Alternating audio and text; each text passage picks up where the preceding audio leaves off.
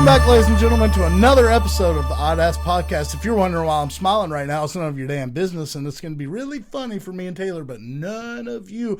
Before we get this thing started, if you don't mind, please leave a like, a share, a follow, a flipping whatever it is, a subscription, a subscribe, if you will.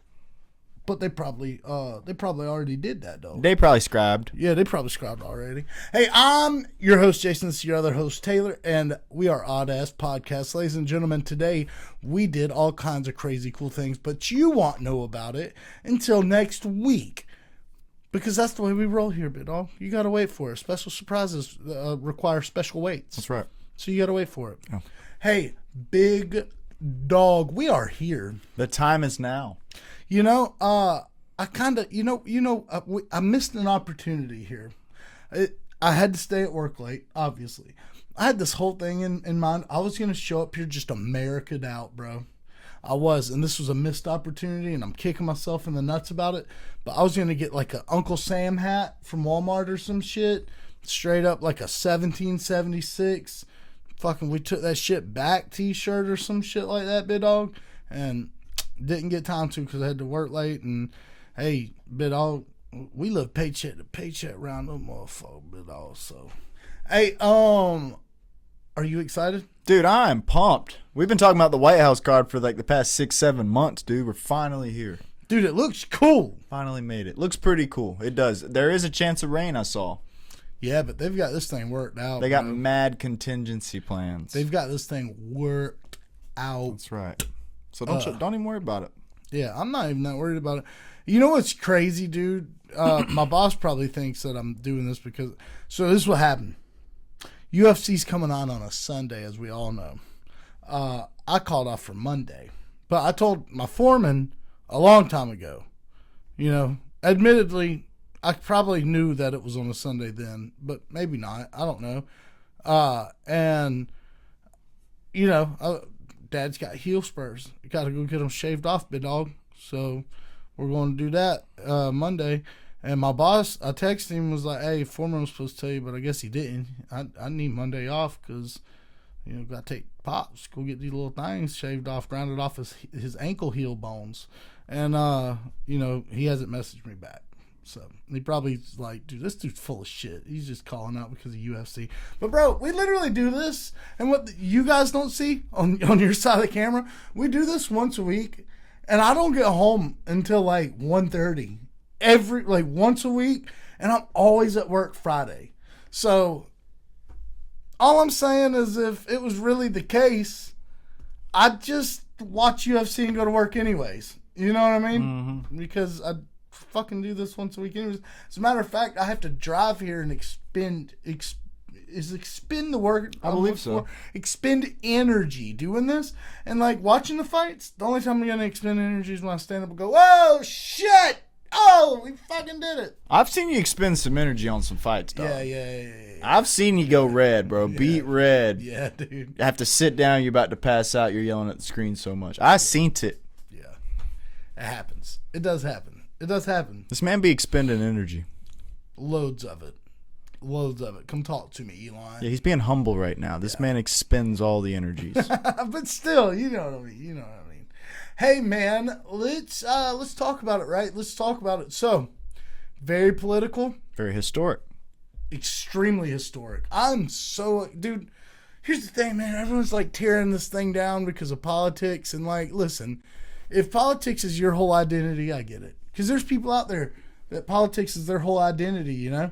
That they have nothing else except for fucking C-SPAN and Fox or CBS or whatever the news outlet is. People are shitting on it. Some people are only praising it because they're like, oh, MAGA, Donald Trump won, bit all, eat shit.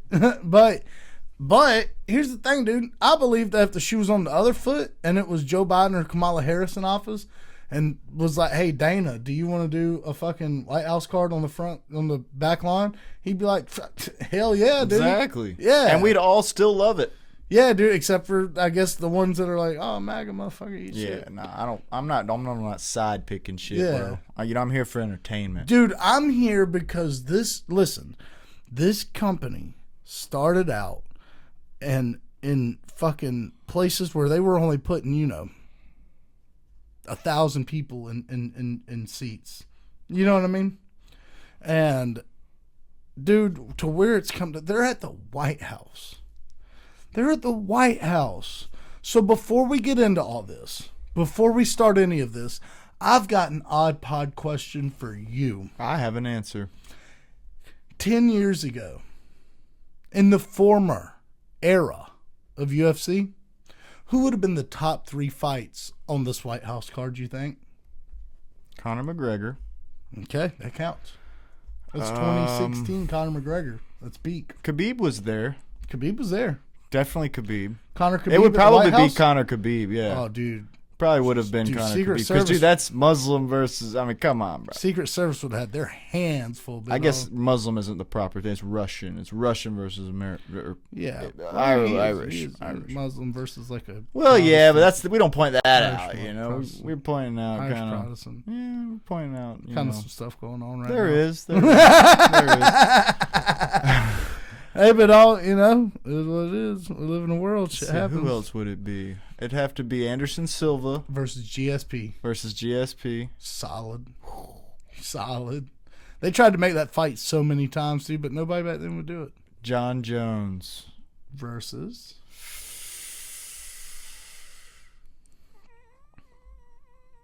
all right, it's 2016. Let's put ourselves in this headspace, right? It's 2016. That's what I'm trying to do. That's what's the hardest part about He this. was a light heavyweight at the time. But how cool, Cain Velasquez versus John Jones. Yeah. You know what I mean? That would have been it, dude. You know what I mean? Oh, yeah. That'd have been sick. Would have been sick. That would have been sick. Would have. Well, that concludes the odd pod portion. No. Yeah. Now let's break down this card, man. Let's break down this card. Let's throw the politics out the window. We, as a unit, as a machine, are just happy to see where mixed martial arts is in this day and time.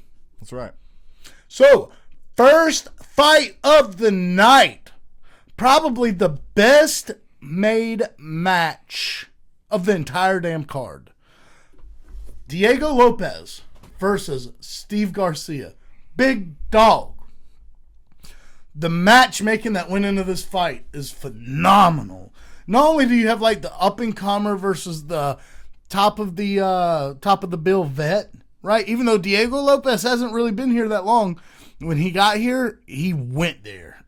Straight to the top. You got your other guy in Steve Garcia who's been climbing the ranks. Not only that, you've got a mainly striker versus striker, but both guys, if it hits the ground, go hard,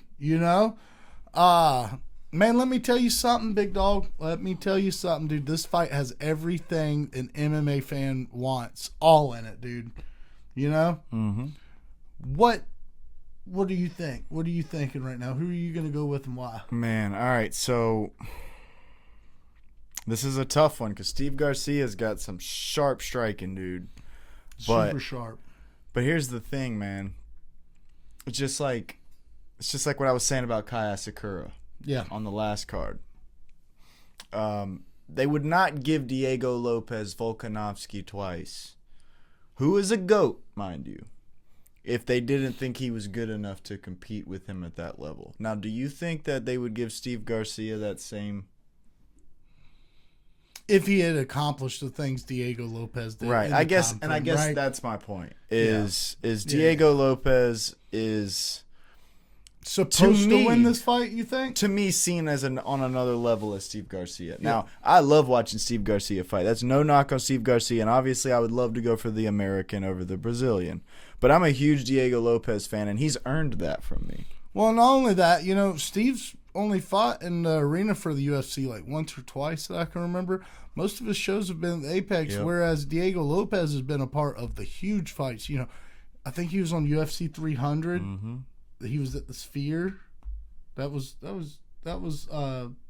300, wasn't it? I think so. Yeah, I think so. Yeah, but he's been a part of some big cards, anyways. to make a long story short, this is a huge step up for Steve. He's fighting at the White House, big dog. Mm-hmm. I mean, the biggest of stages right now. As far as the technical side, like the technical side of the fighting of this, here's the thing. Diego Lopez does not mind taking shots. Yeah. Everyone that he's gone against, whether it was Gene Silva or Volkanovski, they've gotten some good shots off on him. Now, Steve Garcia makes it, it's his thing to only need one of those shots. Yeah. Whereas those other guys, they didn't really, that's not their bread and butter. They can knock you out like that, but that's not what they're trying to do. They're trying to piece you up and win, just unanimously, whether that means knocking you out or literally unanimous decision. Now, Steve Garcia, he has a few decision wins, don't get me wrong, but the accuracy and the power he has in his hands, Diego Lopez cannot let him land like he does. Yeah, he can't. So that worries me for Diego Lopez because he doesn't have very good head movement. Now, it might be getting better after all these insane wars he's had with these fucking vets, but I just hope it's enough, man. But I'm going to go with Diego Lopez. But again, we say this all the time on this podcast. I'd be just as happy if Steve Garcia won this, dude. 100%. America all day. I'm going to say that first and foremost. But I think Diego's got it, man. The fact that Diego Lopez has been training, I believe, at Oklahoma State Wrestling, getting ready for this thing for like 3 months, tells me a lot that I need to know about this fight.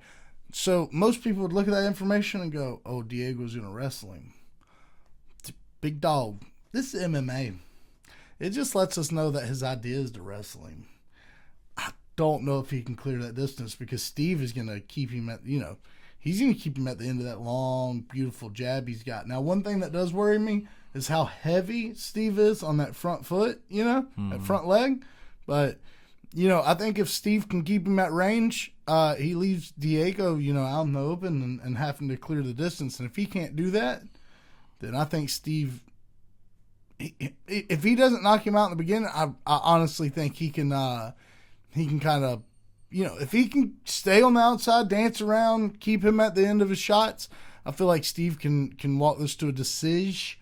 But I think these two dudes are going to step out in the middle and just throw bombs, and the best man's going to win. That's really how I think it's going to go. So I can see it. I'm going to take Steve Garcia. Diego Lopez has shown that he's not afraid to just stand and bang, dude. Yeah, dude. He's done it many times with his mullet flapping around, dude. Yeah, dude. That image just is stuck in my head of him just if mullet just. Yeah. And like I said, Steve, if he can keep him on the outside and dance around, it turns into that kind of fight. Mm-hmm. I think like I said, I got him down as a third. Well, you guys don't know it yet, but you will next week. You gonna know. But I got him down as a third round TKO. Nice. Sure do. Hey, up next, we got Bo Nickel taking on Kyle Dawkins. Big dog. Before we even jump into this, did you listen to the pre-fight press conference? Mm-mm. Not the big one, obviously, but so there was this reporter, and he was asking, if you were president, would you rather have a holiday named after you or a piece of money? Have your face put on a coin? And Bo Nickel was like, "But I'll give me a nickel." Are you kidding me?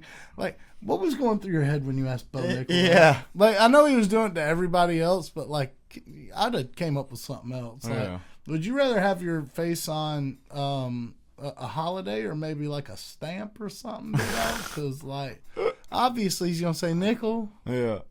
Yeah. That's pretty funny. Hey, who you got in this one, brother? Man. This is a hard one, dude. Oh yeah, because everybody's counting out Kyle Dawkins. And not me. I don't know if you see that record there, but that's a 17-4, pal.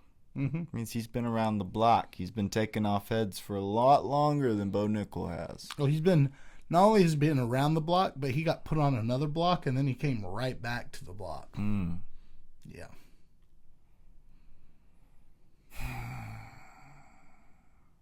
You know what? I'm going Bo Nickel.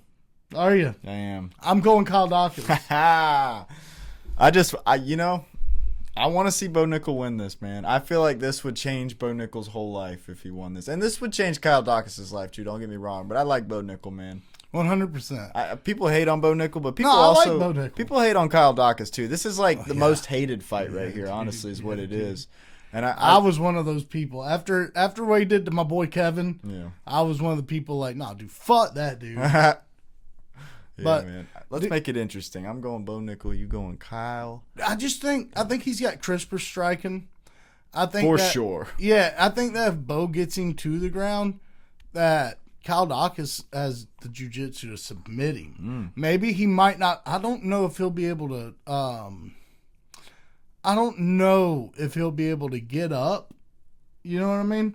I think he'll be able to submit Bo Nickel, bro. From the bottom, from the top, from the side, from the cage, anywhere. I really do feel like that.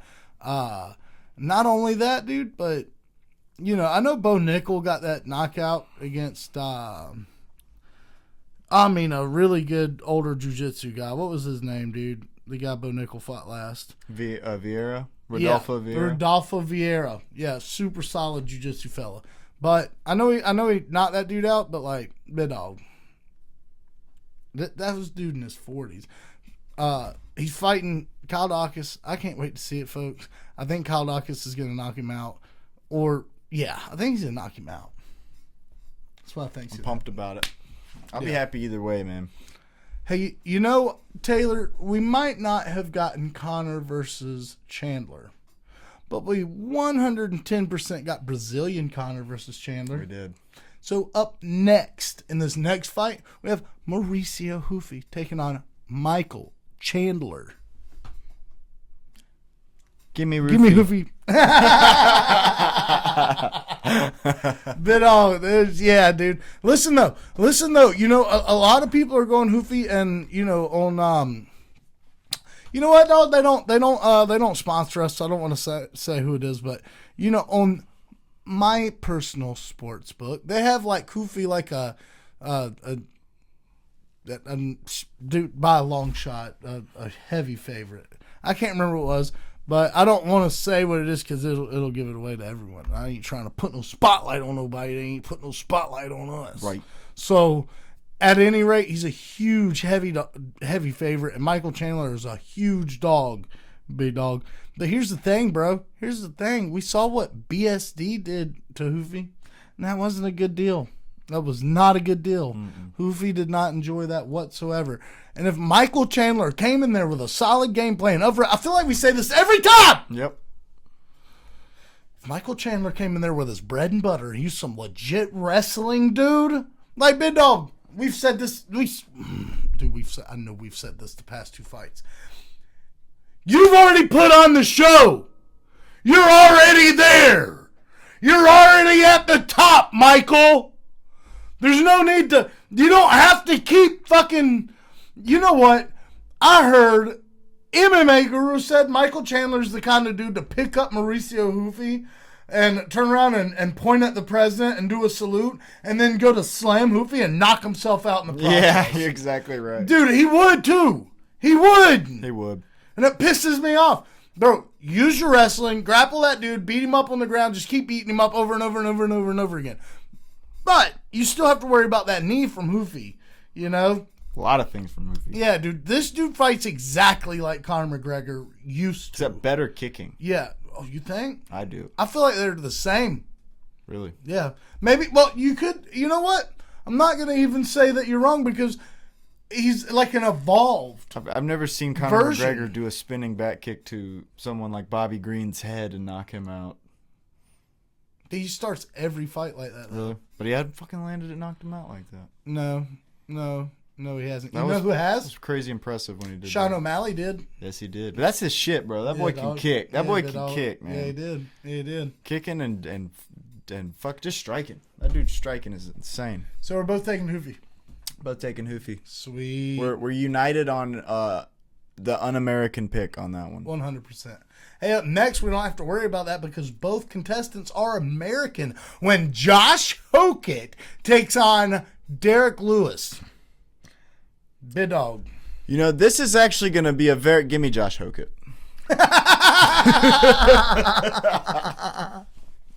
Bro, but all right. I'm probably also going to take Josh Hokett. But here's the thing. So, Josh Hokett, I don't feel like he's a standard heavyweight. No, he's not. Really don't. I feel like he could fight at light heavyweight and be just fine, right? Dude, I'm sorry to interrupt, but you know what Josh Hokett reminds me of? Who? Metal Mario. I don't know what that is. You never played Mario? Yes. You know how he turns into metal and he's indestructible? He just walks in. Oh, yeah. He takes all the damage and he just keeps walking and throwing. I thought you were talking about No, like Metal Mario, dude. Oh, okay. Metallic Mario. That's what he reminds me of. Sick, dude, yeah. Kind of. Kind of like that cannonball, too. Well, here's the thing, though, big dog. Here's the thing. Curtis Blades wobbled him like 2 or 3 times, right? And even though Derek Lewis has knees of a 9-year-old chicken, fucking I think that's old for a chicken. Yeah, no, it's supposed to be. Okay, he's an old man. He's an old man. Dude, okay. Yeah, dude. That's hilarious. He's got no knees. He's got no knees left. Have you ever seen the way he hits now? No, but I see how he stands and it's just like a toothpick. And when he throws his hooks, like puts everything in it, you can tell it's all hip and upper body. Like his legs kind of go like that. And I hate that, dude. Derek Lewis, I came into the sport watching Derek Lewis, dude. I remember Trump him loves versus DC. Yeah, it's his favorite. Mm-hmm. Yeah, I remember watching him and DC on that yellow fucking mat in Brazil. My balls is hot. Yeah. But here's the thing, though. If Derek Lewis can land on Josh Hokett, big dog. Oh, it's night. Oh, yeah. And if he goes at him like he did with Curtis Blades, that could happen within the first 10 seconds. I think he's going to. You think so? I think he's going to. All right, here's the question, though. Here's the question. How much longer do you think Derek Lewis... No, how much less... All right. Yeah. Do you think Derek Lewis can last as long as Curtis Blades did being bombarded like No. that? Not even half the time, right?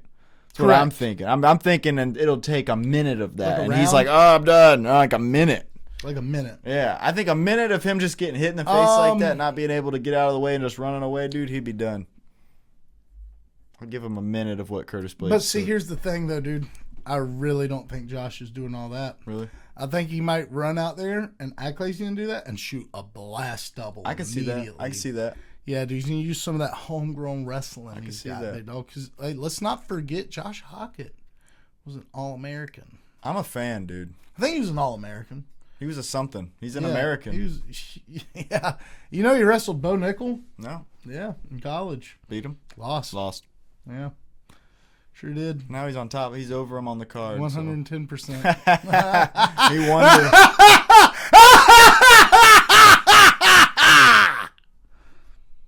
he won the war. That's pretty good. Feel good down. Feel good down. Feel good down. Sprinkle down on a camel's back. Feel good. I wanna hear the message be. Who won't get out of college with the finest speed. Feel good. Battle with the battle with the battle with the star. Feel good. Feel good. I don't wanna hear with the message be. Feel good. Because I don't get sleep. Feel good. All right, let's not do this. Josh Hokett. I'm taking Josh Hokett. I think he's going to wrestle Derek Lewis. I think he's going to ground and pound Derek Lewis to death in the first round. That's what's happening. Up next, we have Sugar Sean O'Malley taking on the Canadian Eamon Zahabi. Big dog. Huge. Listen. Huge dog. Huge dog. Huge dog. How do you think Trump would say dog? Dog. Huge dog. Huge dog. Yeah. Eamon Zahabi trains under GSP and his older brother, Big Dog. UFC contender, by the way, his older brother was. I can't remember his first name. Obviously, his last name was Zahabi. Yes. Yeah. Yes. That is confirmed. Zahabi's family is gangster as a motherfucker, I learned this week. Really? Gangster as fuck. They fled a war-torn country to, I I'm probably going to fuck this up something serious. I believe Syria, or maybe they left Syria. But his older brother rode in the passenger seat of the truck that his dad was, using to escape with. And anytime they'd come up to a border control, his brother had an AK-47 in his lap. And his dad would be like, you've got guns, we've got guns. How do you guys want to do this? And they ended up getting somewhere and going to Canada. And that dude is super patriotic about it. And you know what?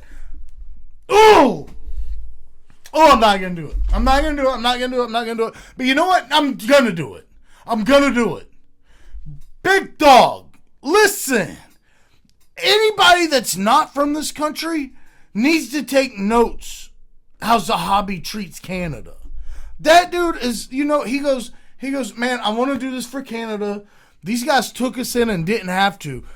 We came over here, we respect them by learning their language and learning their culture, but we also still maintain our culture and our language in the same time. When we're in our household or around our communities, we speak our language and we live our religion and all this.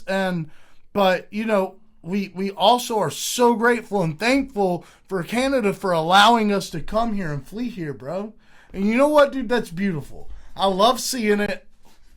Aiemann Zahabi, though, he's an absolute brute force fighter. He walks forward. He mixes it up with the wrestling, grappling, and striking, the kickboxing and the boxing, by the way. He can do it all, big dog, as I guess what I'm trying to say. Problem, he's pretty slow.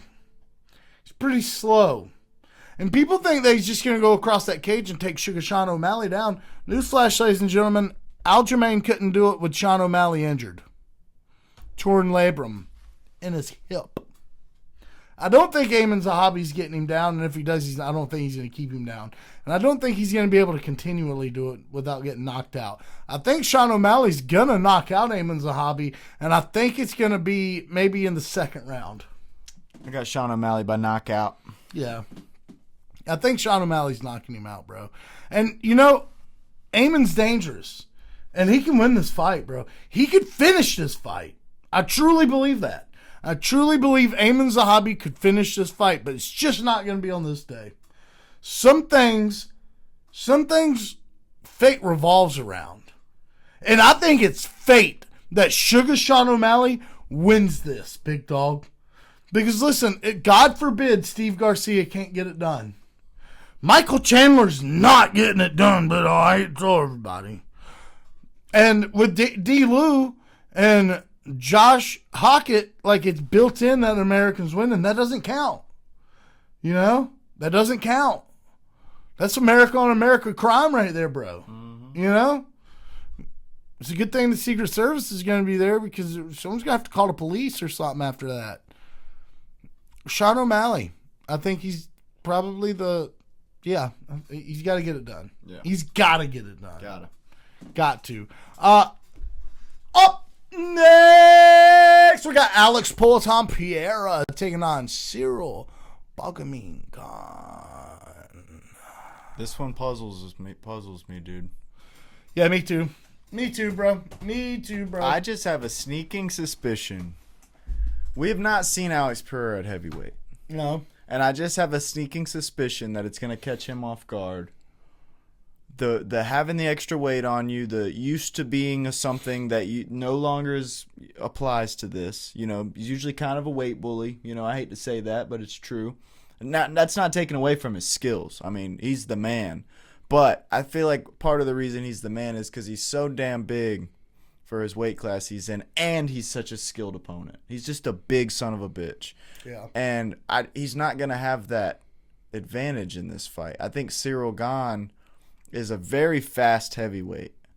And usually someone coming up, to heavyweight is going to weigh a little less than the person who's been in heavyweight and is usually going to be a little faster, but just something in the athleticism of Cyril Gane tells me otherwise in this fight. I just feel like Cyril Gane is going to be dancing circles around Alex Pereira in this fight. And I'd still think Alex Pereira's striking is more dangerous than Cyril Gane, but I think Cyril Gane will land more. Here's the thing, too, and I think Alex knows it.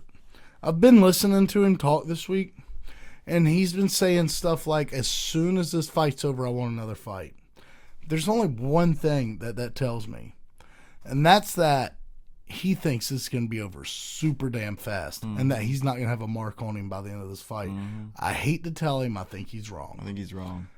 I'd only picked against Alex Pereira twice. That was in the Israel fights. And matter of fact, actually, once. The first Israel fight, obviously, Izzy. Second one, I was like, oh, big dog. He couldn't have done against Peloton, big dog. But yeah, I think you're right, bro. I think the athleticism of Cyril Gane is going to far outweigh Alex Pereira's pressure. I think that Cyril Gane's going to be dancing circles around him. The thing is he likes to keep it on the outside, and shoot long, rangy shots right down the middle.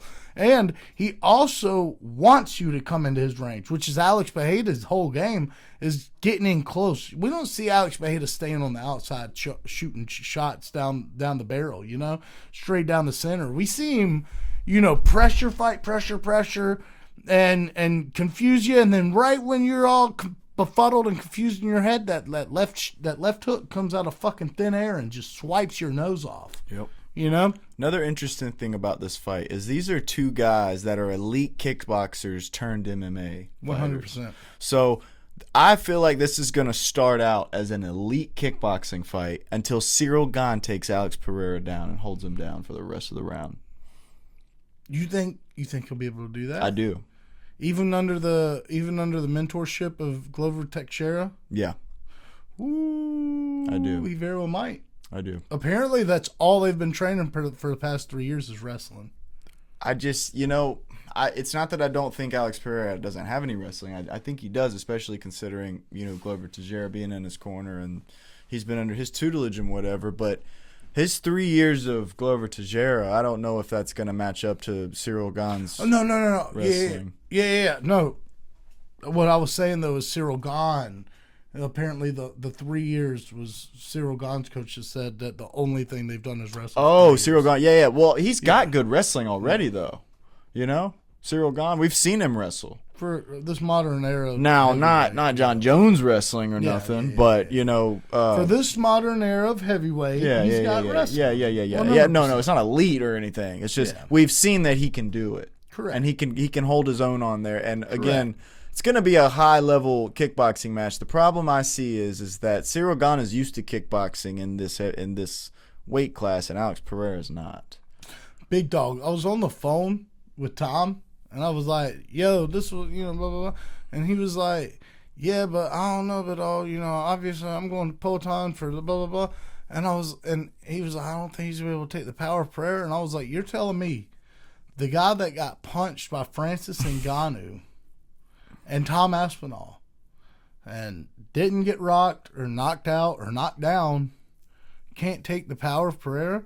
Now, you might prove me wrong, big dog. You just might. But I don't know about that, dog. Those stats ain't adding up. See, that's where the weight thing comes in with me. Is I feel like that power from Pereira is because he's kind of a weight bully, bro. He's huge for the divisions. Like, if someone from a division above you is punching you, it is going to take your fucking head off. We've got one example out of all of that. That's why it's so rare, and you're not wrong. I agree with you. But we've got one example of him fighting someone bigger than him in the UFC. You know what that is? Magomed, who probably should be fighting at heavyweight. He's also a weight bully. True. And look what happened. I mean, he lost the first one. It was an even fight. But that second time he came out, fully healthy, because apparently he was compromising that first one, and looking how the second one went, I kind of believe him. I feel like Pereira dismantled that dude. Mm-hmm. So it's a possibility. I'm leaning towards Gane, though. I'm leaning towards Gane to get it done, man. I would love it if Alex Pereira would win, but if I'm betting with my wallet, I'm saying Cyril Gane on this one, bro. You know who I think will be, like, just sitting here today, in my opinion, do you know who I think will be a 3-weight world champion first? Ilya.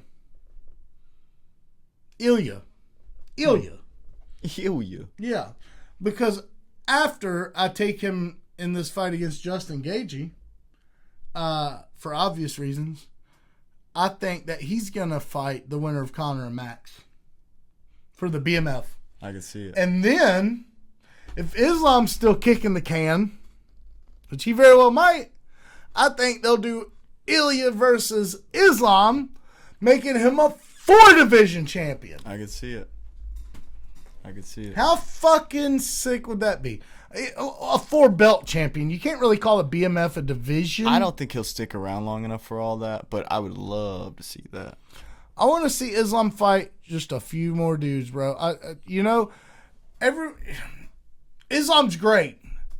But you look at that resume at lightweight, and like it started good, and then it just kind of tinkered off. Mm-hmm. You know, your last fight was Moyakano to make that, beat more defenses than Khabib, and it was on like 12 hours notice or something like that. And before that, who did he fight before that? Poirier. On his way out the door, retired in Poirier, who's going to retire no matter what. Before that, who'd he beat? Charles Oliveira? I don't remember. I think it was Charles Oliveira. And Charles might be great and all, but that's like the only great name he's got on his resume, if you ask me. I think. Don't get me wrong. I'm not saying Dustin Poirier's not great. I'm just saying he caught a Dustin Poirier going out the door. Yeah, it's not the same. It's not the same as... It's like Izzy's win over Anderson Silva. It's like, it was nice, but it wasn't... Exactly. It's the exact same. Yeah. It's the exact same situation. Yeah, I think Ilya versus Islam's the biggest fight they can make. Now, here's the thing, though. Justin switches up game plans for each opponent. That you get a new Justin every single fight, man. I'm going to play devil's avocado for a minute. I'm going to tell you my opinion as a fan how Justin Gaethje can beat Ilya. You want to hear that? Wrestling? Yeah. I don't think so. Okay. I think Ilya reverses Justin and dog walks him in the grappling. Interesting. Yeah, I really do. Now, I think Justin can take him down, right? And I don't know if Ilya can take down Justin, right? But I feel like as soon as skin hits the mat, big dog, Ilya's reversing that. He reversed Charles Oliveira. You know what I mean? I mean, from the bottom, dude. You know how much of a fucking badass you got to be to do that? Yeah, that is pretty crazy. Yeah. But Charles Oliveira is more of a submission grappler, and Justin Gaethje is like a top pressure fucking grappler. Yeah.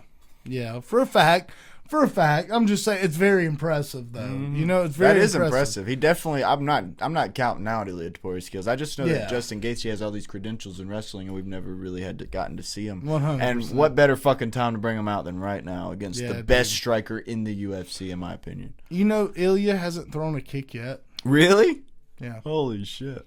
What's his? Can we look up that stat? Because we're kind of at the end. I don't think we can. They don't just say how many kicks he's thrown in his lifetime. I don't think he's thrown a single kick in his UFC career. I don't believe so. Now, I might be wrong.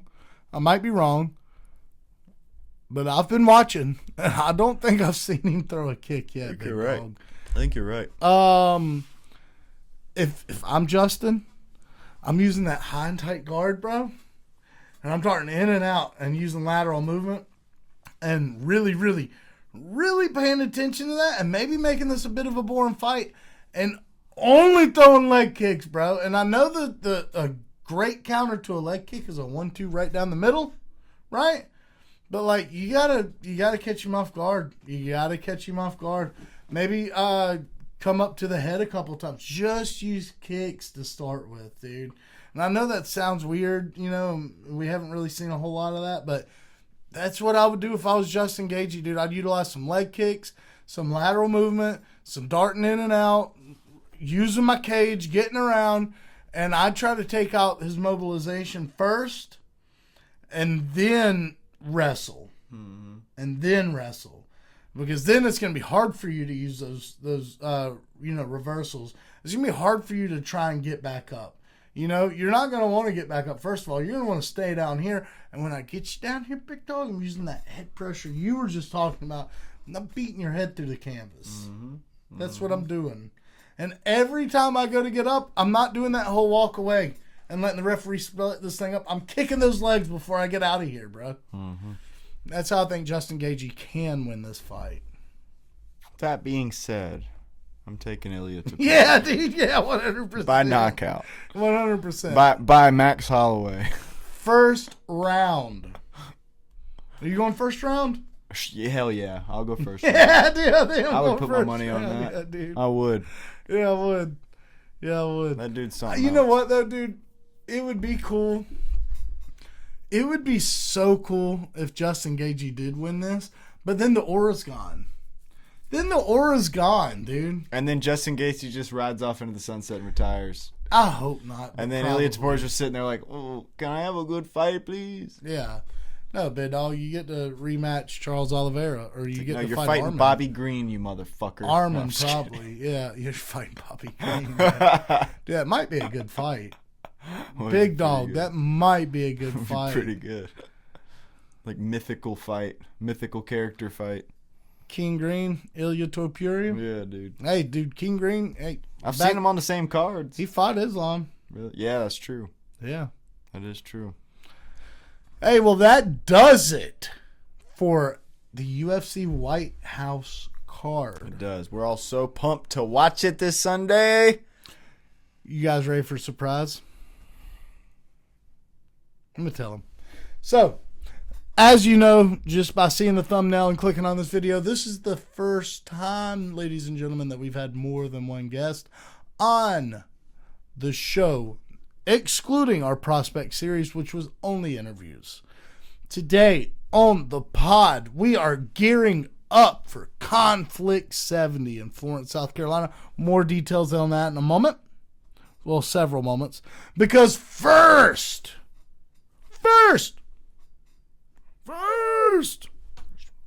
we have friend of the show, Jonathan Miller, coming on to walk us through his career, his life, his fighting career, his family, his school, life in general, what the man eats, what the man does to sleep, what the man likes to talk about. We're going to get into all kinds of shenanigans right now.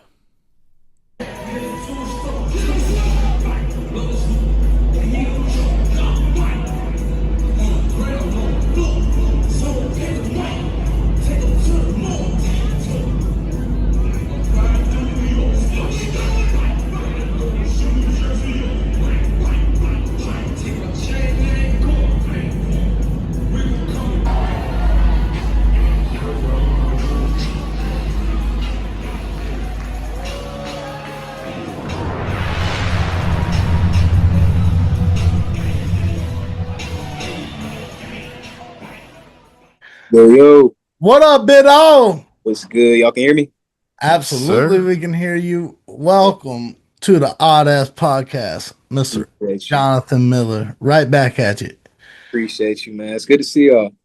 Hey, it's good to see you too, Biddo. It is good to see you too. We any day we're on this side, brother. That's a good day to me. You feel me? Nah, that's facts, man. That's facts. You know, I mean, the other side don't seem too bad some days. You know, I got family over there, but it's a blessing to be among the living. That's right. That's right. How are you doing today, man? What you been doing, man? Fill us in on all the details, bro. Where you been at? What you been doing? Man, you know, I don't like being late, man. I had to hop in a little late. I was at work. Work was cool. It's basically my Friday, so I'm not too mad. Hit up the Asian market, man. They had this one lady serving the whole store, bro. Like line all the way to the back, and she thugging. Like honestly, I think she used to it. I felt bad, but yeah, man. Had to get some supplies. Had to get my mushrooms. Had to get my some chamomile. You know what I'm saying? Some watermelon. Some basic, you know, mangoes. Stuff for the season. Let's go. What kind of Yeah. mushrooms you be rocking with? Like lion's mane or something? Man, it's kind of tough to come across those. Honestly, I didn't come across those in a minute. But I got some maitake, some shiitake, some enoki. So yeah, just mix it up a little bit. Nice. I'm a big mushroom guy. That's my thing, man. I'm on and off with a plant-based diet, so mushrooms kind of like my sustenance. Oh yeah, they're good for your brain, I've heard too. Telling you, bro. Telling you, you gotta preserve it, especially if you're taking hits. Mhm. Gotta preserve it. I used to be a big mushroom guy too, you know, but Yeah. Things unchanged. Not the ones y'all talking about. Now that's cool, man. That psilocybin, that's supposed to grow your brain too. So Oh yeah. it's all, yeah, same family. Yeah, it definitely makes you it made me a lot more self-aware about my surroundings and me as a person, Man. for a fact. Bro, matter of fact, I heard Jake Paul talking about this on a podcast the other day, talking about how he's trying to spearhead psilocybin research for brain trauma. Oh, okay. Thought I that was think interesting. I think Joe Rogan's really heavily involved in that too. I want to say he just had some talks with Trump, matter of fact, about making that like a thing, you know? Yeah, I think that one in particular was about ibogaine, but I think it's Okay. going along the same road for sure. Okay. Okay. What's ibogaine? True. Ibogaine is something akin to like ayahuasca, but way more intense. It comes from the iboga tree or the iboga root or something like that. More intense Oh, than dude, ayahuasca? it's like a nightmare. I've heard it's not enjoyable at all, but it's the type of thing that it also sets your brain into neuroplasticity, so neurogenesis. So it can Like get you over reboot? traumas and stuff. Yeah, so it's good for therapy and for PTSD and stuff like that. And so Joe Rogan had a podcast with Governor Abbott, I believe, from Texas, and he talked about it, the Bogan initiative that they had going on in Texas. They legalized it and everything, and then in Texas, and they talked about their results. And then when Trump heard the results of that podcast, he was like, "Let's get it done." And so he immediately, right then and there, the next day, like legalized it. Hey, every now and again you need a good server reboot like Daisy. You know what I mean? Right. Yeah. But I had seen somebody had said like, well, it was probably a Joe Rogan podcast. It's talking about how marijuana is supposed to be like, I guess traditionally they would use it like maybe once a month or like for big rituals, but they would do like a ridiculous amount of it and kind of just like a brain reset. You know what I mean? Go off on a journey Oh type. yeah. So, yeah, man, that's Type shit. pretty interesting. Pretty interesting. How y'all been though, man? What y'all been up to? Work. I've been excellent, man. Staying busy, yeah, just staying busy with Yeah, gigs and playing music, and yeah. facts. Yeah. Just work. Work, bro. Work. Yeah. It don't That's it. stop, man. It don't stop. I go to work, I get off work, I do more work, and then I get up in the morning, I go back to work, and then Hmm. I come do this. And this is kind of like my free time during the week. You know what I mean? Copy. I got Saturdays, and usually most of those are held up at work, but I make sure to have some UFC time for sure. So Got to, this man. UFC time, that's my free time during the week. Copy. Yeah, bro, I dream about working. That's how I gotta Yeah, clock in when I go to sleep, bro. yeah. Yeah, it's crazy, dog. It's crazy, man. One of us got hit the lottery bid, dog. That's on you, Jonathan. We're gonna need you to hit that Powerball or something, bid, dog, cause I'm sick of it. Yeah, I'm I ain't never had the tired, best luck. boss. I ain't never had the best luck, man. You might want to go to somebody else for real. Shit. Yeah, man. Yeah. Taylor, I'm not a big lottery guy, I'll be get honest. the Powerball, dog. I'll be honest. Heck yeah. Please, God. Hey, man, what's training been like? Training, man. Honestly, bro, this last month I ain't really been on too much. Like as far as physical activity, man. Talk about work. That's really been a lot of my focus, just trying to hold it down on the home front. But whenever I'm not in the gym, I'm doing my own training. Like me and my older brother. I don't know if told Oh y'all yeah. last time. My older brother pretty much trained me, so it was pretty religious. Like every day, backyard. He's 16, I'm 8. He's on the football team. He's in the 1,000 club as far as lifting, and we're doing like actual practice, man. We stretch before we he teaches me some kicks. He was big into taekwondo. We do some flip training, big into flipping gymnastics. You know what I'm saying? And then he beat me up. Called it pain training. I just stand there and he beat me up. So whenever I'm not in the gym, I'm stretching, doing my own thing, training people. So I've been kind of on passive mode. Passive Okay. mode, let my body recover. That's what's up. No, hey, you need that every now and again, dog. A little recovery Heck action. yeah, man. Yeah, bro. Yeah, need a little recovery action type shit. You, What do you do for a living, Jonathan? I work at a tutoring center, man. We be helping out the youth. That's awesome. bro. Let's go, dude. That's Yeah, awesome. man. Yeah, Dog, man. we Yeah, love man. it. We love seeing young people uplifting their community in positive ways like that, dude. You know what I mean? The youth of today, it's so. I'm just gonna flat out say it, bro. Most of them are doomed. It feels like most of them don't have Yeah. positive role models to steer them along the Mm-hmm. right course. And Mm-hmm. anytime we come across a guy like you, and there's several of you guys that we talked to that work in the community and help these young people become something better than the road they're going down. You know, anytime we come across you Mm-hmm. guys, man, we like to send a special shout out. So thank you for doing that. Appreciate that, man. Appreciate that. Now Yeah, it's just necessary. And then the thing is, man, a lot of people who have been blessed, you gotta give back, bro. Not even it sounds cliche, but it's like I had this saying, bro. It's like if you don't give, how much can you take? Like if your hands always closed, you're not gonna be able to grab anything else. So it's like the lost reciprocity, man.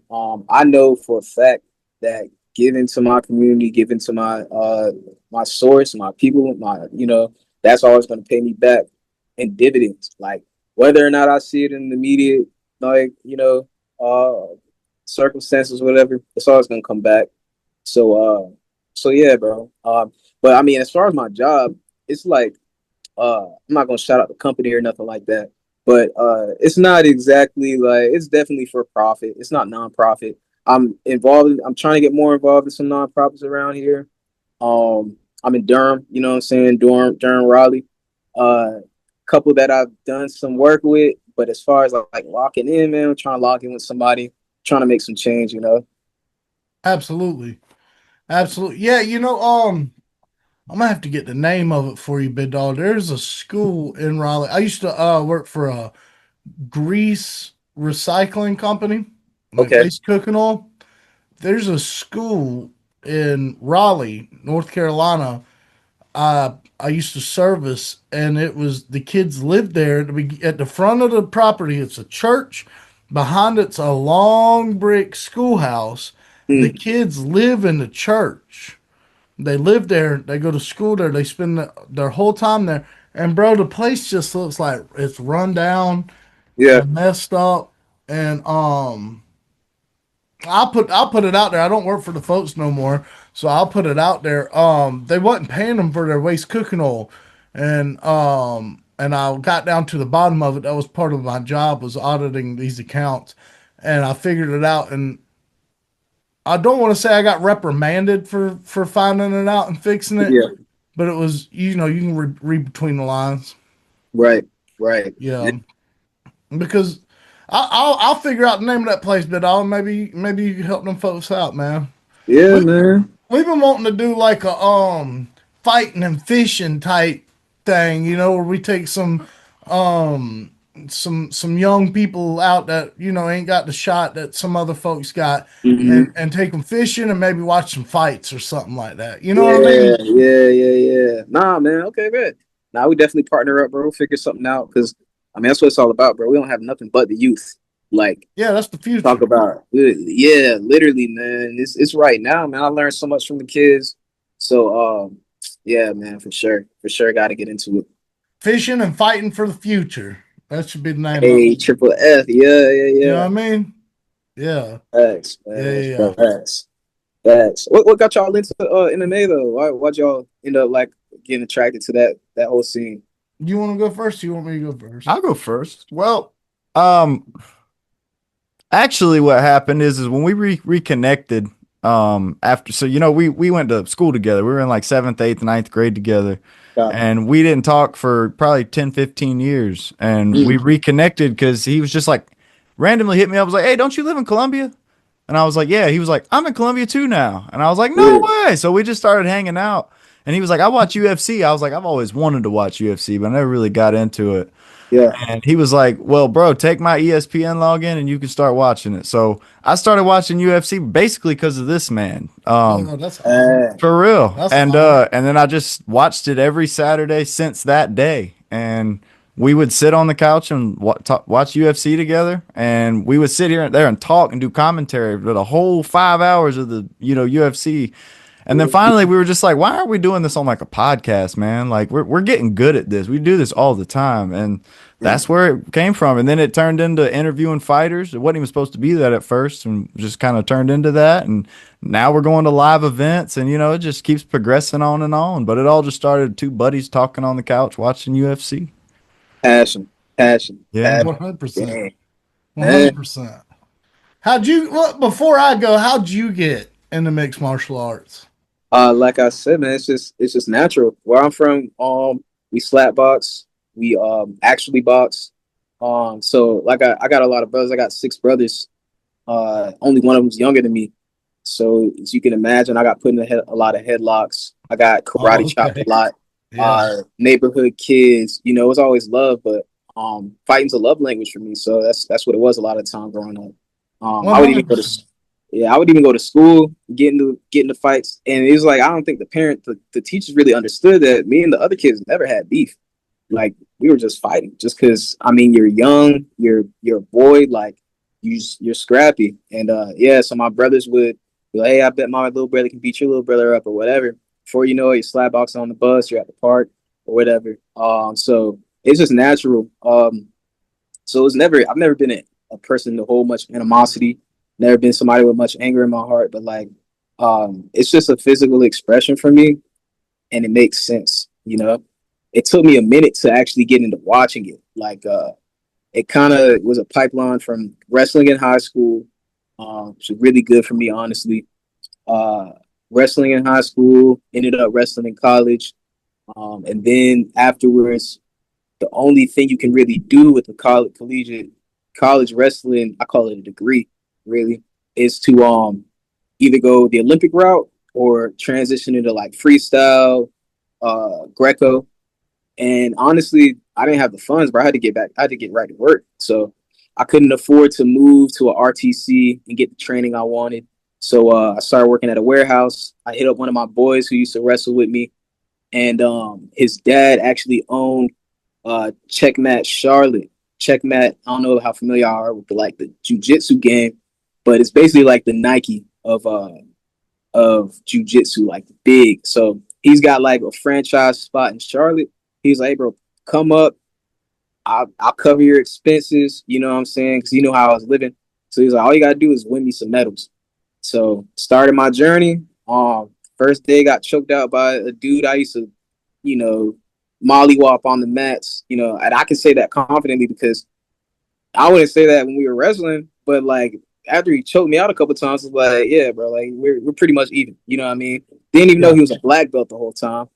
So that's how I got into it. And then before I knew it, switched gyms. My new gym was more so I moved to Columbia. My new gym was more so MMA, kickboxing. So I'd only go to jiu-jitsu classes for like the first half year. But whenever I would put on the gloves, I'm piecing people up. So they're trying to get me to fight. And eventually, he just kind of just fell into it, really. So shout out Checkmat Charlotte, now All-American Grappling. Shout out to TNT Columbia. They really set me off on my MMA journey. Shout out to Soda City Combat Club. That's who I had my first 2 fights with. And then now I'm in Durham. We're with Tawi Jiu-Jitsu. Love Tawi to death, bro. It's really, really my home right now. I'm going to call you out. I'm going to call you out right now because I'm going to let just 2 things. You said, like I said, and then before that, you ain't said none of that shit. And then for 2, you said that you was training with your brother. That's what you said. And then that's why I asked you what I asked you, because that was a whole lot of information we didn't know, man. That's crazy, dude. Oh, yeah, that's crazy that you got to go and do that kind of thing, man. Like, dude, that's a good story, dude. That's a good story. Bro. That's some Chael Sonnen type shit you just said. Appreciate it, man. Appreciate it. I'm old, bro. I mean, as far as like fighting goes, I'm 29. As far as amateur fighting goes, I should say. So I done went to Worlds twice for jiu-jitsu. I didn't get what I wanted, but still, like, I've been around for a minute, you know, wrestled 10 plus years, 5 years on college, 3 year starter. So it's like, yeah, I've been around for a minute. So my first couple of fights, I'm fighting dudes who are like 20 who've been training for a couple of months. So I was like, dang, it's kind of feel kind of bad, man. You know, you know what I Yeah, mean? yeah, type shit. Um, I've got a question, but I think I should say how I got into MMA too. Get into it. I liked fighting growing up. Like Mm-hmm. you can ask him growing up, like I was just known for fighting, and I could win them and I could lose them, and I didn't care which one happened. I just enjoyed fighting. I could get stomped up right now, and did, and Yeah. enjoyed it. Had fun, had a good time doing it, and you know, motherfuckers would start like legit beef with me, and I was kind of goofy. Like it's kind of goofy looking back now. It makes me cringe. But like I would never talk the shit to him. I just immediately would just be like, "Let's fight about it right now. Yeah. Let's fight about it. Let's, you know what I mean? And if you feel that way, let's just fight about it. You know."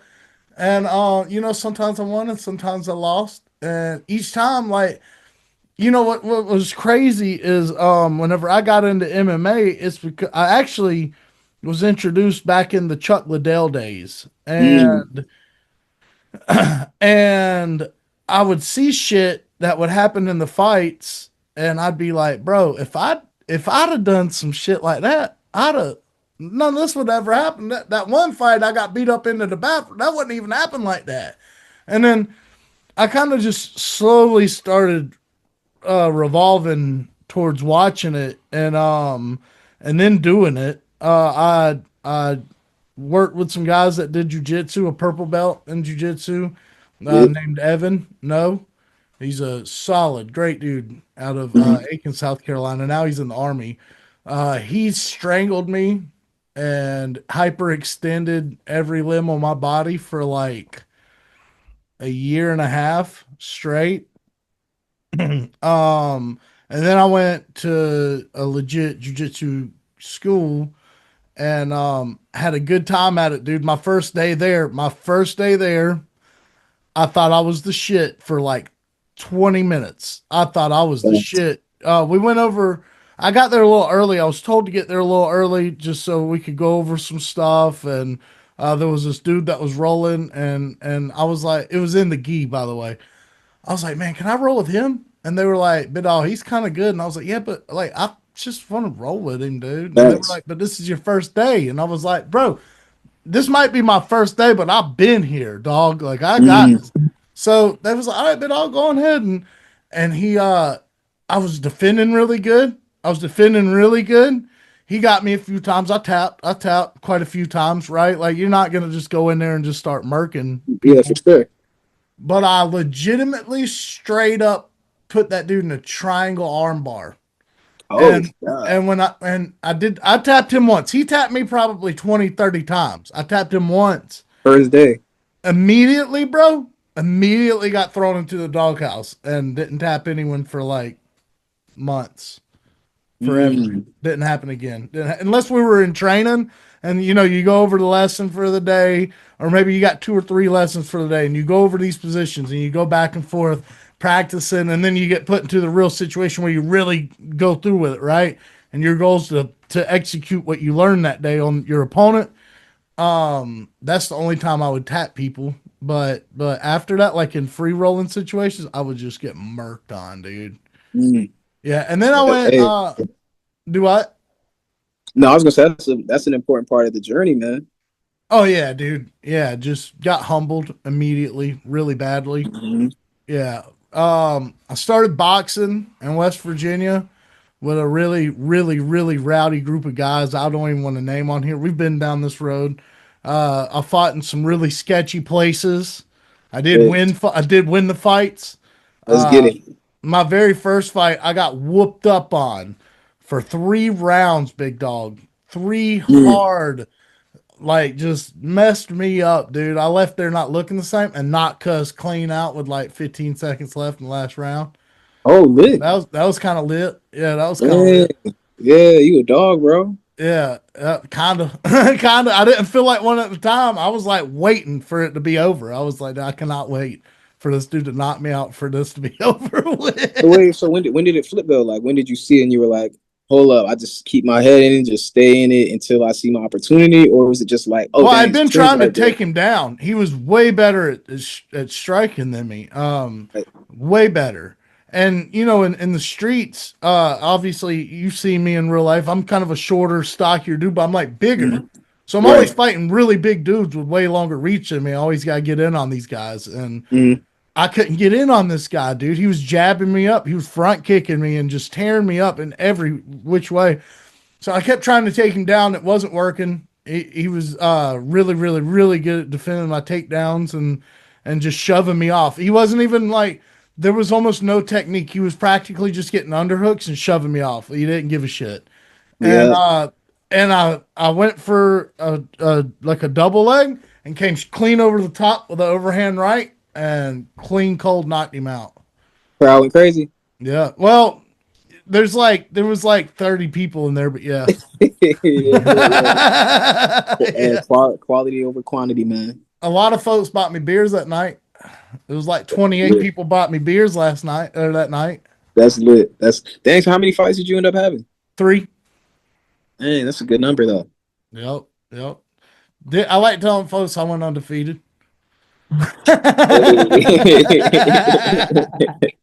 Facts. No, that's true though, bro. If you ain't never lost, you never lost. Yeah. I I've think lost that. plenty of them. I have lost plenty of them. Not, Okay, just just not. not on record. Yeah. Nah, yeah, yeah, yeah. As long as there's no paper trail, you good, bro. Yeah. But no. Yeah. It was definitely illegal. All of it. There was no sanctioning. There was no commissions. Everything you guys go through, there wasn't none of that, big dog. Just It for the was, love. yeah, it was, and it was for a $50 bar tab the first time. Facts. So I mean, hey, That was it. That was yeah. the payment. All you need. Sometimes I mean, sometimes we just get the gas. You know, what I mean, gas food funds, hotel funds. That's always lit. You know, they pay for your Oh hotel. yeah. That's always cool. That's Yep. always cool. Yeah, But yeah, I mean, I know, you know, it's something you got to do. So it's just a blessing to be able to, bro. The fact that they have venues for you, and the fact that they got people who really come and like watch it, you know. Because honestly, if I wasn't doing it, I don't know if I'd be watching it. That's just me. I'm just weird like that. Like, I never watched football my whole life. My family watched football, but I play football every day. You know, I've joined the football team. I didn't know what was going on. I was trying to be a running back. I didn't know the formations or nothing. I sucked at Madden. You know what I mean? But but yeah, my coach, even with wrestling, he used to tell me, I think I was like a junior. I'm literally a starter. You know, I got a full scholarship. He was like, Jonathan, you're not a wrestler. I was like, what you mean? He's like, you're just good at wrestling. You're not a wrestler. He's like, you don't even watch wrestling. I'm like, well, I gotta watch it if I'm doing it. You know no what I mean? doubt. They're No doubt. watching me. Right. But I will say though, bro, when I start like really switching my mindset and dedicate myself to studying, part of it was me. I had to sit off the team for like a semester and a half. All I could do was study. And that really showed me how much I love the sport, man. How much I love to get in the mix for real. What do you think about RAF? RAF? Yeah. Oh yeah, no, this is smooth, man. I actually haven't watched too much of it. I've just seen the highlights. They had my boy Yo Romero up there. I shouldn't say my boy. They had the GOAT, you know, Yo Romero up there. Um, but yeah, I love it for what it does. Like how I said, like for a lot of people, unless you're on that Olympic route, you're not really having a life after wrestling. You know what I'm Yeah. saying? So they got a lot more venues for that. You can see super high level competitors on there. You know what I'm saying? So yeah, shout out to Rev. I think it's a really good move in the right direction for professional wrestling. And then like what we're seeing now is that straight wrestling to UFC pipeline. I think they're really trying to push that more and more, especially with dudes like Bo Nickel. You know what I'm saying? Like, Oh yeah. Gable yeah, Stevenson. man, what? Yeah. Hey, that man's a Oh, truth, bro. That man's a truth. He could do it. When I heard he's doing UFC, I was like, okay, that's it. That's checkmate. that's Like, it. But all who else? Who's gonna beat him? honestly, they're gonna have to bring Francis back. And honestly, that He might wrestling, not bro, beat him either, dog. He might not beat him. that wrestling is different because it's not like he's just a high level wrestler. It's not like he just was the best wrestler in the world at one point. It's like he is like one of the best wrestlers to grace the world stage. Period. You know what I'm saying? 100%. You know So what, dude? They brought him in. They brought him into the UFC, and I couldn't even. And this is no knock on the guy. This isn't no disrespect towards the fella. I couldn't even tell you who he's fighting. oh yeah, But I think they should have thrown him right into Wolf Den, dog. Like he's that good. He yeah, could have been debuting against Josh Hockett. You know what I mean? Tai yeah, Tuivasa. One of these guys. I mean, I know they probably don't want to do that in Ty. They always do that in Ty, so maybe they would. But one of the Tafa brothers, like just give him a name right off the rip, dog. He ain't gotta be top yeah. five, but give him a name right off the Hey, but rip, dog. Gable Stevenson, I think he's got a good branding though. You know what I'm saying? Like, I mean, not only does he have that Dan Gable name automatically, but I Yeah, mean, he's made a he's got a good record. He doesn't have a lot of blemishes. He's almost blemishless. So it's like the first thing they're going to want to do is see you fall. You see how many people were rejoicing when Bo Nickel took that L to a super good competitor. You know what I mean? So I don't think there are as many people rooting against Gable, but I think there will be just as many people who would cast him to the side if he lost, you know? yeah, And yeah, so I think it's pretty strategic. And also like to be real, man, if your striking's not there, it don't matter. Like I mean, he definitely would be able to bully his way through just with the wrestling, ground and pound, whatever. But I mean, you don't want to step in a ring if you can't punch. It's just a yeah. different type of neurological stimulation to be throwing strikes. Like, and for a lot of wrestlers, that's a big hurdle to overcome. Learning how to, instead of having like that concave spine where you're all huddled in and you're pulling somebody, you're pushing your energy out towards somebody. It's a completely different mindset that goes into it for real. Well, have you watched his MMA journey or any of his side quests outside of wrestling? I know he did a. I know he went to like the WWE. Oh Um. no, I'm talking about fighting. Oh yeah, I seen two of his fights. Yeah, he did dirty boxing, and Oh, okay, I didn't know that. most folks would dismiss his opponent right off the rip, but most folks are arrogant, ignorant, and don't have the IQ to be really know what they're talking about. He fought one of the state's scariest heavyweights. The state, right? I think they were in Tennessee. And he fought Mm. one of the scariest knockout guys. And now the guy looked like they plucked him clear out of a trailer park. I'm going to be dead honest with you. I don't know his name. You don't know his name. None of us know his name. But the thing is he legit was like a scary guy that had been knocking folks out.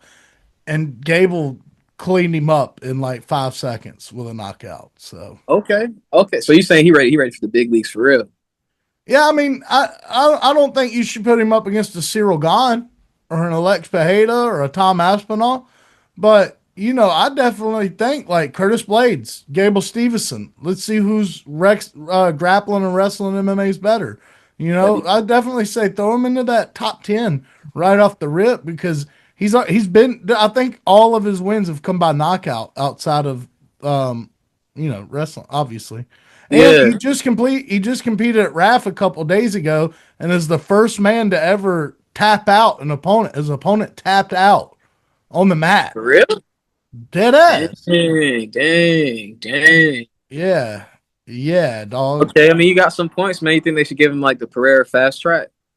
Yeah, I think so. I think he should get a fast track. Like, if he goes out here and demolishes this dude he's fighting, which he's probably gonna, right? I say like straight up Curtis Blades next. You know what I mean? Yeah, Derek that's easy. Lewis next. That's easy, and that would be that'd be a good sell too. Yeah, Everybody dude. see Derek Lewis, man. You got to build that name up. I mean, he's already got a name, but like, MMA fans are fickle, so they're gonna talk the mess. That's why there was people wanting Bo Nickel to lose this because he's that good. If Mm, you're that good, you're gonna have people wanting your downfall. And Gable mm, Stevenson is that damn good. So, mm. um, I say give him some folks to munch on like a buffet line to his way to his top, but they got to have names. Like, it Facts. can't just be nobody, because then they're gonna hate on you for fighting nobodies. You know what I Yeah. mean? You're Gable Stevenson. You're one of the best in the world. That's what I think. World champs get the fast track. Yeah, yeah. Yeah, Let's yeah, Derek yeah. Lewis, Curtis Blades, Josh Hockett. Let's get one of those guys. That's what I say. Copy, man. Man, we only got like 7 minutes left, dude. We've been straight up talking about MMA, dude. This has been so fun. We gotta do this Man. like once a month, dude. Yeah, we gotta have weekly meetings or something, man. Little check-ins, you know what I'm saying? Dude, we got to. Y'all end up going to Wilmington? No, we're still planning on it. We're still planning on it. Everyone's got fights lined up, and if they don't have fights lined up, they've got personal stuff that I don't want to put out there. You know, nothing dramatic, just stuff. You guys go through some stuff just like anybody else. So just the timing isn't right this second, but we're working on it. Copy. Yeah, I'm trying to get a fight in July, man. I was looking at a couple fights. I guess I shouldn't shout out the promotions because I ain't accepted anything yet. But definitely be on the lookout. I had an offer for June, but it was just too early. They wanted me to go to 25. I haven't been 25 since high school. And eventually I want to get down there, just not on a month's notice, you know what I'm saying? Yeah. But yeah, man, hoping to get something pretty soon for real, man. Like, I've been taking some time off, but I'm ready to get back in this training camp. Really sharpen up my boxing. When I first got into mixed martial arts, when I first got into jiu-jitsu, my whole plan was, look, I got wrestling. I consider myself a black belt in wrestling. All I need to do is get jiu-jitsu to a level where I feel like I can't be submitted by anybody who's not, Charles Oliveira, you know what I'm saying? And then get my boxing and Muay Thai together. That was my whole plan from the jump. But now I'm reaching the point where, I'm pretty proficient in jiu-jitsu, to be honest. That's one side that I'm excited for people to see. My last couple of fights have been kind of just knockouts. I ain't been able to do too much grappling. But that's my base, man. That's my base. And Let me ask you this. When do you plan on going pro? I won a couple belts, bro. For real. I won a couple belts. I won a couple belts in pro. So I want to go pro next year, at least by like February. So I want to get 2 or 3 fights in at least by then. And then we'll talk about pro and we'll talk about 25. But yeah. I think skill wise, I'm definitely ready. But I'm the type, I'm coming to dominate. I'm coming to subjugate. I'm coming to conquer. I'm not really here for a close match if it doesn't have to be. I'm looking for those nail biters. I'm looking for those slugfests. But if I end up struggling against an opponent I deem weak, that's not a good look for me. Like, personally, if I'm looking in the mirror, I don't care what other people say. If I'm looking in the mirror and I'm like, I'm knowing this dude's skill level and I'm struggling against him, I can be very self-critical. So, yeah, long story short, though, hopefully next year. But I wanna make another statement as an amateur, take a couple of local belts, and then move up out of there. Make a little higher. Juicy. That was fucking sick. That was sick. Oh, it's me, man. Said, dog. No, yeah, dude. That's why we fucking love you, big dog. Yeah, you're a raw, real ass dude, bro, and we can respect that because we just saw it. We just saw that come out of you, big dog. I don't know if you even knew it happened, but it just did, and that's getting clipped up. That's getting clipped up right there, big dog. God did. Well, I'm gonna be honest with you, dude. I don't know what your rank is in the state, but you're one of the better guys that I know at that weight class on the East Coast. So yeah, and I'm just being honest. I don't just I'm not just touting your horn, big dog. You're one of the better guys on the East Coast. Around 125, 135. You know what I mean? It'd be exciting to see you go pro. I know you got guidelines to meet and everything, and I'm just being real with you. You're almost 30. You're almost 30. Yeah. It's time, I'm just saying it's time to start thinking about it. You know what I mean? I've been considering it. I've been thinking about it. And the thing is, where I'm at in life right now, I set myself up to be a full-fledged human being. So fighting is a big part of me, but I do a lot, man. I tend to the community. I do poetry. I write. I train people. So besides just fighting, I do judo, jujitsu. So I have a very long career as far as doing what I do now. The fighting aspect is a big part of it, and it's the best way to get exposure because people like to see blood, and I can definitely spill it with no problem. But at the same time, I'll probably have 1 to 2 championship runs, like 1 to 2 really good championship runs before I'm like 33, 34, 35, So definitely taking my time and doing it the right way. You don't get a whole lot of time chances to take head trauma, So I'm not in a rush. I like to let things marinate. You might not have understood it from my last match, but I like to take my time and slow cook it. Yeah, we didn't understand that. We just saw somebody just. Never mind. Yeah. I don't want to be disrespectful. I don't want to be. He's probably a great guy. I don't want to be disrespectful. We all know what happened, bro. Like it's all Chalk love, lines man. were drawn. It's all out. love, bro. And he literally literally in the ring, he said, "Man, what did you hit me with?" He said, "Was that?" He said, "I'm gonna have to watch that." Yeah, I bet. I'm like, yeah, bro. So now I'm excited for y'all to see more because, like you said, man, I already knew before I got into it. I watched a lot of it. I like to be prepared, so I already knew the level of competition that is on this local scene.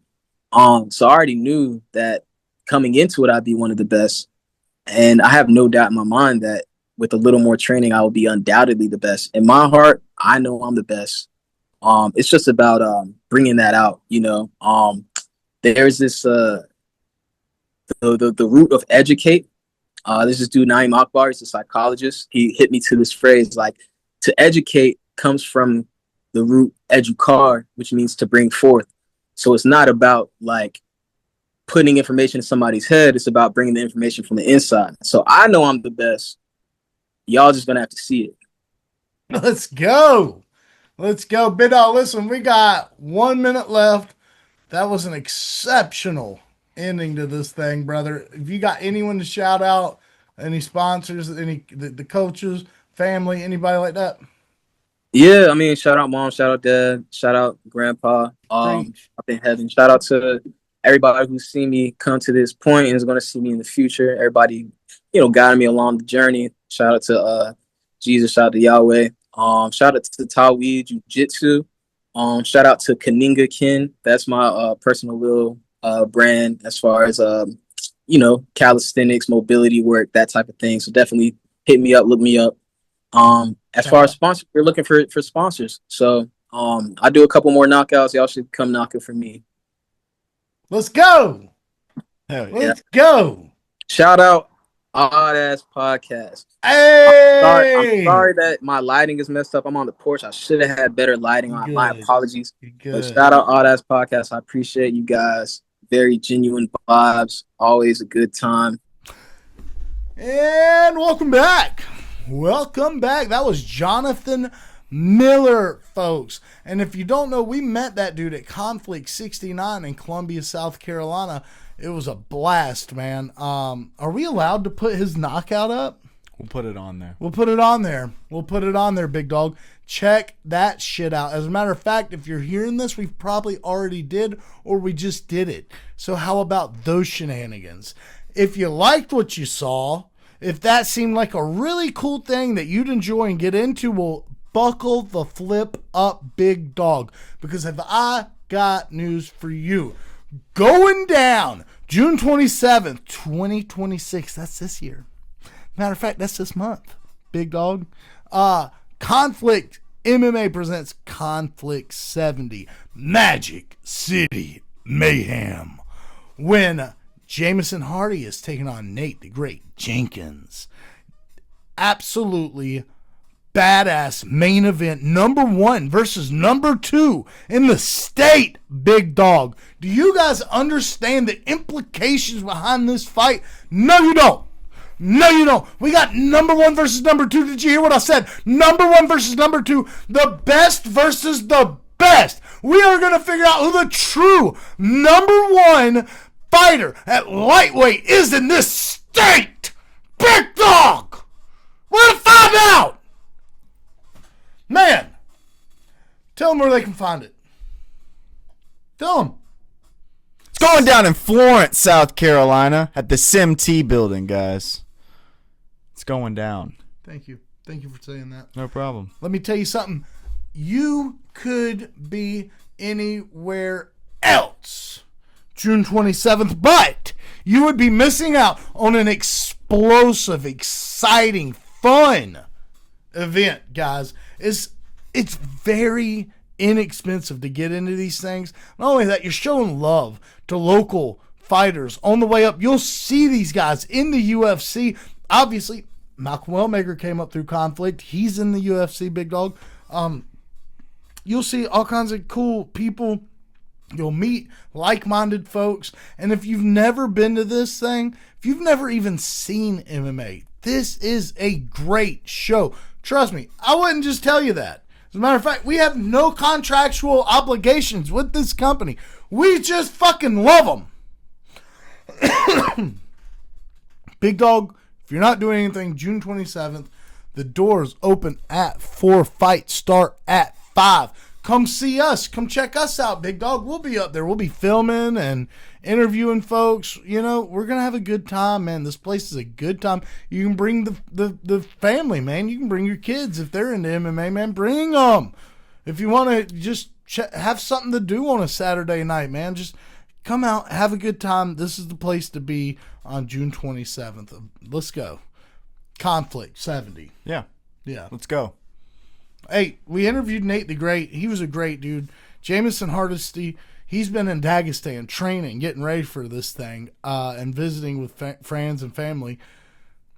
We're hoping to get him on. We don't know if we can secure him. He's been working with us. We've been working with him. We've been working very tight-knit and very close communication with each other, more so than most fighters that we keep in touch with. And, you know, if it works, it works. And if it doesn't, it doesn't. But we all tried on all ends. Me, Taylor, Jameson, we all gave it a go. The Wi-Fi wasn't working the best in Dagestan. And, you know, it just happens. It happens. But hopefully we'll be able to get him on here before the event. So look out for that. Also, you want to tell him about our boy? I'll tell you. I'll tell him all about him. Tell him all about him. He actually trains with both of these main event from the Conflict 70 card. That's what he told us. Down in Myrtle Beach. He's a rising up and coming contender, Mr. Devone Goldinger. There he is. Hey, welcome to the Oddass podcast, Devone Goldinger. How are you doing, brother? What's going on, big dog? I'm great. I just got done teaching kids class, so all is well. How's that, dude? What's that like teaching? Like, what's the youngest youngins you got in there? From 5 to 14. I bet that's freaking fulfilling, dude. Watching some. I mean, we just had what's his name, dude? The dude fighting Jameson. What's that fella's name? Nate the Great. We talked to so many. Dude, we talked to so many fellas. I forget everyone's names. I tell you all this all the time. I'm terrible with names. Nate's a great teammate, man. Dude, Nate is, dude, he's great, dude. That's his name, but like he's legit great, big dog. Like we were talking about how he gives back to the community and is helping these young men and women and young children, you know, develop into you know, good people, dude. And we need more folks like you guys, dude, dedicating y'all's own time to the youth, man. Yes, sir. Yes, sir. Yeah, so hey, what's up, man? Fill us in, dude. Listen, let's get straight to it. You've become somewhat of a celebrity, right? To where like Elon Musk and whoever owns what's Zuckerberg, they all thought that they should ban you for getting on social media. What's up with that? And I don't even know, man. It's either them or some haters, man. I don't know what's going on. Big dog. They got deleted. Man, either way you look at it, you gotta be some kind of celebrity because folks either if you got haters, you a celebrity. Right. Yeah, facts. Yes, sir. Yes, sir. Yeah, facts. So what's up, man? You got fill us in, dog. Fill us in on the deets. You got any news? Well, I just fought again recently. After y'all seen me in Conflict, I went up to Watertown, New York. I fought for a title, but and definitely I just lost first round, 2 minutes in. I feel like the ref stopped it a little early. I was still visible conscious. I wasn't asking for help. I wasn't like covering up. I was trying to listen to my coach and get up at the same time, but It's a little different in the judge's eyes when you're getting punched in the face, man. You know what I'm saying? Hell yeah. Hell yeah. It happens, big dog. It happens. We all take an L every now and again. I've taken a few L's. Oh yeah. Yeah. But shit, I'm trying to get back in there as soon as possible, though. That's what's up, man. That's what's up. Hey, that little horizon you got behind you is absolutely immaculate, big dog. Where you at right now? Oh, I just got out the gym. I'm outside the gym right now. Yeah, that's a hell of a tree there, big dog. Hey, could be out in nature though. Could be out in nature though. Yes, sir. About to go ride the bike here in a little bit. Hell yeah. Hey, do you prefer riding a bike or do you like the elliptical and the what's that new shit they got? The bicycle? Assault bike? Yeah, the assault bike. Oh no, I'm on a motorcycle. Oh, you on the motorcycle? That's a whole different avenue, bit dog. Oh yeah. That's a whole different avenue, bit dog. What you like cruisers? You like sports bikes? You like choppers? What you into, bit dog? A sports bike, but I really want a big wheel Harley at the end, so I can have both of both worlds. Yeah, absolutely. What you riding around on nowadays, though? I got a Gixxer 1000, but it gets me in trouble a lot, though. Yeah, I bet it do. I bet like hell it do. Oh yeah. Hell yeah. Yeah, Gixxer ain't nothing to play with, man. You don't know what you're doing on that thing. Buck you off there like a bull, dude. Oh yeah, real quick. I learned my lesson a couple times. Oh, did you? Oh yeah. Yeah, you dropped that thing. A couple times here and there. Yeah. But you gotta drop it to learn. You know what I'm saying? That's right. You ain't riding if you ain't dropping it. That's absolutely right. That's absolutely right. I learned in the sand. That way I wouldn't absolutely demolish myself on the concrete. Man, that was the first time I kind of dropped it. And it was in some gravel, man. I was doing a little turn and I hit my front brake on accident and I just dropped it. Scratched my whole fairing up. Oh, I was upset. Oh, I bet you was. I bet you was. How much that replacement was, though? Oh, I rode around for a little bit until I messed around and totaled it a little bit, and then I replaced it. About $5,000. Said total it a little bit. Oh yeah, you gotta play with it once you dirty it up, man. Oh yeah, once it gets that first scratch on it, it's hell, bit dog. It's over with. Then you might as well have fun with it. Yeah, we're going 140 mile an hour down I-20 on that thing, bit dog. Yep. Hey, that's kind of terrifying though, man. You get up. The fastest I ever been was 130 mile an hour. And you know, I got friends that have gone a lot faster. I got friends that's going up 200 mile an hour on them things, and I'm just not. I thought I was the man. I thought I was the man, but I got that thing up right on I-20. I hit about $120. I started thinking about that shit. I was like, hey, I've had her up to about 178. Yeah. Ooh. Yeah. That was about it though. I wasn't playing with her after that. And that wind was pushing you, trying to tear you off that thing, wasn't it? A little bit, but you gotta know how to lean into it so that it goes over your helmet. Yeah, well, look, but when you was big as the bike you riding, there ain't just no leaning into it, but I'm shit. You gotta be one with the bike at that point. Yeah, absolutely. Well, hey, let's dive into some more personal details, if you will. What do you think about this Conflict 70 card coming up? Are you going to be there in person? Yeah, I'm going to try to coach a couple of my guys, be in their corner. We got a couple guys going up, so I'm going to definitely show my face in there, see the crowd, see how it is. I wanted to fight on the card, but I guess from just getting out of the fight, they wanted me to take a little break. So I'm going to try to get in July on that card in Augusta. Tight shit! That's the A, bit on. That's where we from. Yes, sir. I'm gonna be there. I need to get on that card again. Yeah, we more than likely gonna be there. We're trying to get a little crowd together for that one. Oh, that'd be nice. Yeah, but Florence is gonna be a banger though. You got Dakota Gray versus Jackson Whitley. That's gonna be a banger. Dog fight. You got the main event, which is my teammate and another kind of sort of teammate. We all know each other. That's going to be a dog fight. Scrap. I haven't seen mainly the card and how it's leveled up. I haven't seen it and seen the name, so I don't really know who's on there. Big Mike back on it?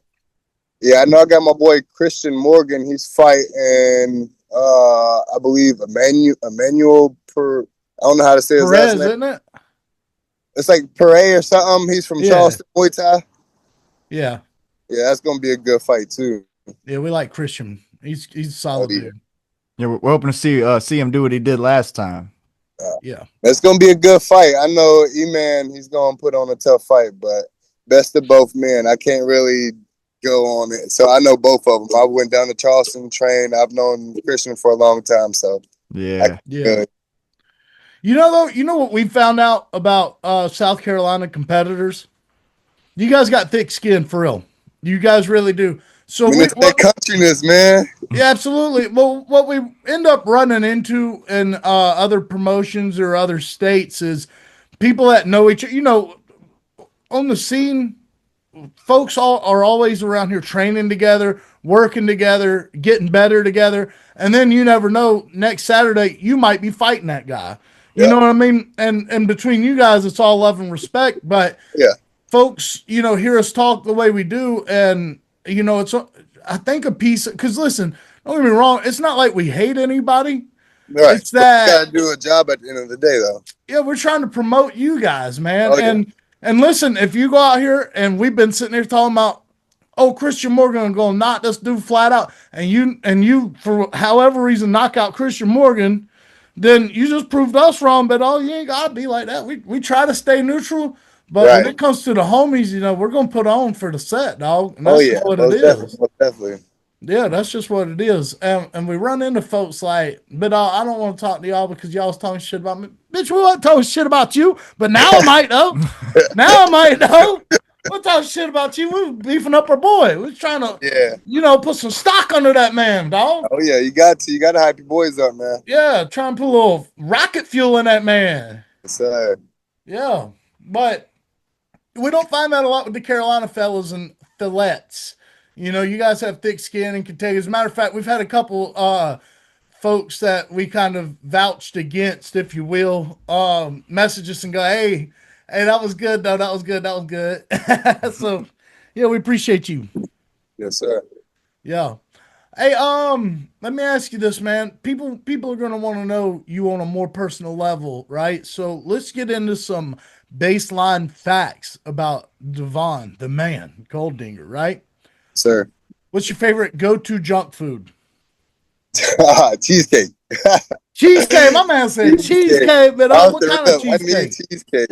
It don't even matter, man. Whatever. If it's just cheesecake, I don't care if it's New York. I had the banana pudding, strawberry, Oreo cheesecake. It don't really matter as long as it's cheesecake. Hell yeah, that man got a sweet tooth. That's boy. a first. Hey, that is a first. That is a Cheesecake, first. ice cream, really anything. And then like I get into like Skittles every now and then. That's like on fight week. Yeah, Into Oh, some man. Skittles every now and then. you gotta get a little sugar in your blood, a little bit. Yeah. I be getting into some Skittles sometimes too, man. Hey, what's your Hey, wait, one question. Sour Skittles or regular Skittles? Oh, sour Skittles, man. Nah, off the rip. Or the purple bag, the tropicals. You fought with the purple bag though? I do. You know they made a sour version of those? No, They did. They That's new did. tech. I'm getting them. That's new tech. You heard it here first. Man, that's crazy.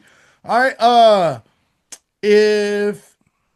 if somebody came to you and said, "Hey man, we'll get you any pickup truck you want, period. Doesn't matter the year, make, or model, which truck would it be?"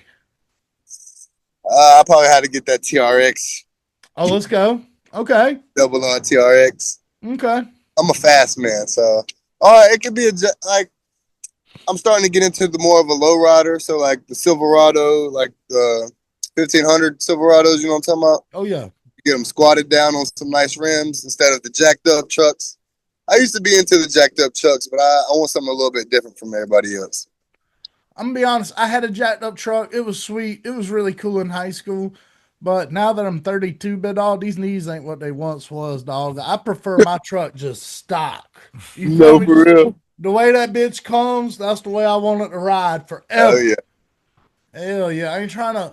I got a buddy named Jonathan, and he got a really big jacked up 1997 GMC, and you got to damn near get a ladder climb up in that bitch.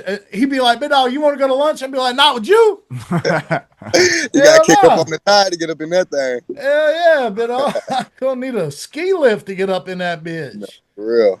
Yeah, not me. What's your favorite chips? Chips, I don't really eat chips. You don't fuck with chips. But I do the mesquite barbecue. How you say that word? Mesquite. Yeah, mesquite barbecue. Man, say you want some mosquito barbecue, bit dog. That's a good Hell stuff. yeah. That's a good stuff. Yeah, that's a good stuff. Yeah. I rocks with it though. I can rocks with it though. What's your favorite video game? Like you can give a top 3 if you ain't just got one. I play Fortnite a lot. You can catch me on there. I'm gonna try to start streaming on Fortnite. I like Fortnite a lot. Let's go. Guitar Hero. Whoa! Guitar Hero. Let's And go. then Spyro was always a classic. And I would say Borderlands. Bro, just not bro. Those were some straight bangers, dude. A good taste. My goodness, you know, I'm 50-50 on the Fortnite. You know, I don't fucks with it, but it's a battle royale. I can see the appeasement, the appeal behind it. So I ain't, you know what I mean? I don't knock it. I just don't. Call of Duty straight too, but I mean, basically, you just got the same game in 2 different versions. So I mean, yeah, hell yeah, hell yeah. You be building like a motherfucker on there. Hell though? yeah. Fast. Hell yeah, I hate people that try to play on fucking no build, man. You gotta stop being a pussy and build. Hell yeah. They made the game. Hell yeah. Xbox or PlayStation? I got a PS5. Yup. I mean, but I've converted. I've had both. I've had the Xbox 360, Xbox One, but I like the PS5. Yeah, It's bulky as shit though, but hey. Bro, Yeah. I got the Series X, the Xbox, and then I got a PS4. And bro, I play my PS4 way more than my Xbox Series X. I don't even really fuck with the Xbox that much anymore. I hate how chunky the fucking controller is. I have big ass hands, so I'm just like crunched up on that shit. There's a lot of stuff I just like. They crash more. I don't like the online store as much. I mean, it's just I thought I liked the Xbox more until I got this new one. And I was just like, nah, I'm good. I don't think I like it anymore. Hell yeah. You a fishing man? I am. I sure am.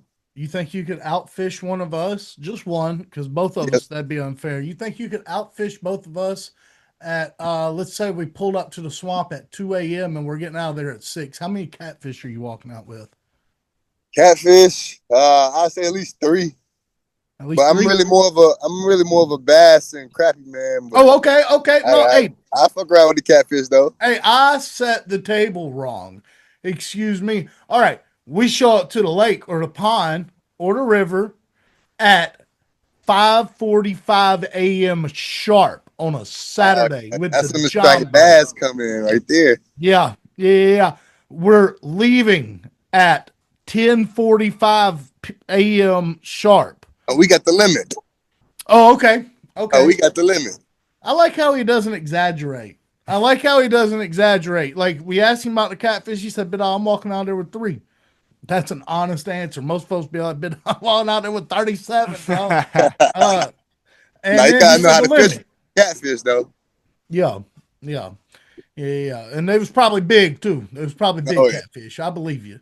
You gotta have that cut bait. Oh, okay. He gonna go with the cut bait. I'm gonna go with some chicken liver. What you going with? You gotta do eel cut bait. Whew. I'm gonna just catch some little fish with a smaller hook, and I'm gonna throw them on the line, and I'm gonna catch some brim. They do all right. You gotta cut them in half. Either that, or you gotta get some eel. They like to tend to eel. Do you Kool-Aid your chicken, or how you do your chicken? Nah, bit all. I've done Kool-Aid, and I've done regular. I've seasoned it up. You know what I mean? I don't want to tell on there. Dude, I've done coffee. I've done all of it. I really don't see that much of a difference. I really don't. It's sometimes they biting and sometimes they ain't, and sometimes they biting a lot and sometimes they biting a little, sometimes they ain't biting at all. And I just find that, just to kind of, that's up to nature. Yeah. Yeah, that's just my own experiences. Everyone's got their own, what makes them feel like, hey, I got an advantage. And if you got that bit all, hey, more power to you. Yes, sir. Yup. What else? What else? What else? If you could meet one entity, um would you rather meet Sasquatch on a good day or an alien on a bad day? Uh, hmm, that's a tricky question right there. I would rather it be the other way around, and then I meet the alien on the good day. Mm. Because Yeah, I don't that's know what about he's this gonna do on universe. a bad day. But shit, Then you Sasquatch don't might want. really do too much with me. Hey, you've been watching and keeping up with this mess. They talking about they got UFOs now, ain't it? You seen this? I'm not really into politics, but yeah, I believe in Yeah. it. Yeah, I There's ain't even other, talking about politics. We don't talk about politics on this show, bit all.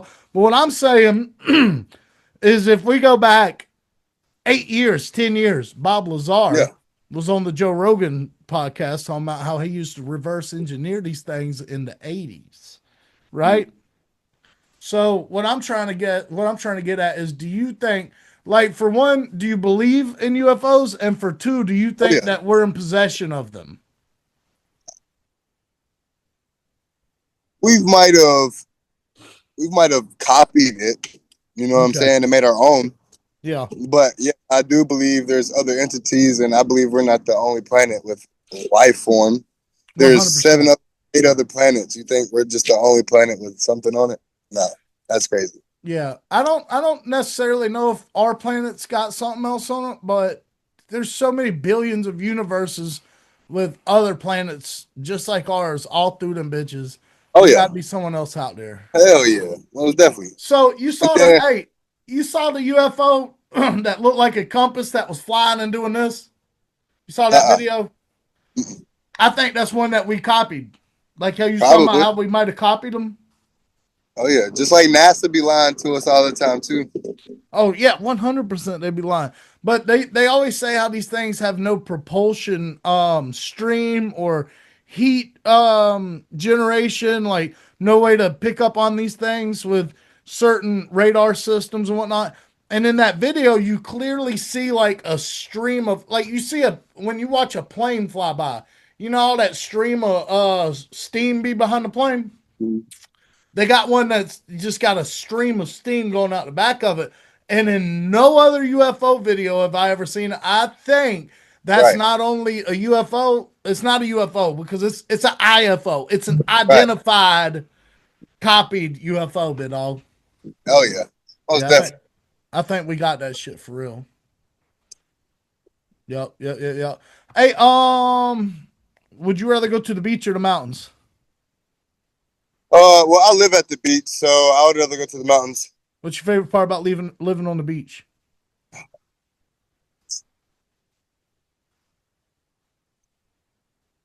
At this point, just the sun and just to be like in nature, I guess. Not really nothing else, because this is not it. Oh That's not what shit. everybody seems. Once you be here for almost 10 years, I don't even go to the beach anymore. So Bro, I grew up in Florida. I can totally relate to that. I hated the beach once I moved here. I was like, I don't ever want to go to the beach again. Now I love going every once in a while, but I would never live on the beach again. I went to Arizona for a trip back in August. Man, I try to stay out there, man. I got to hike and see all the beautiful like landscapes and all that, and I just wanted to stay out there. 100%. 100%.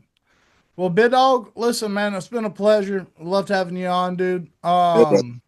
Let me ask you before you get out of here, when you said you want to compete on the Augusta card, Yes, sir.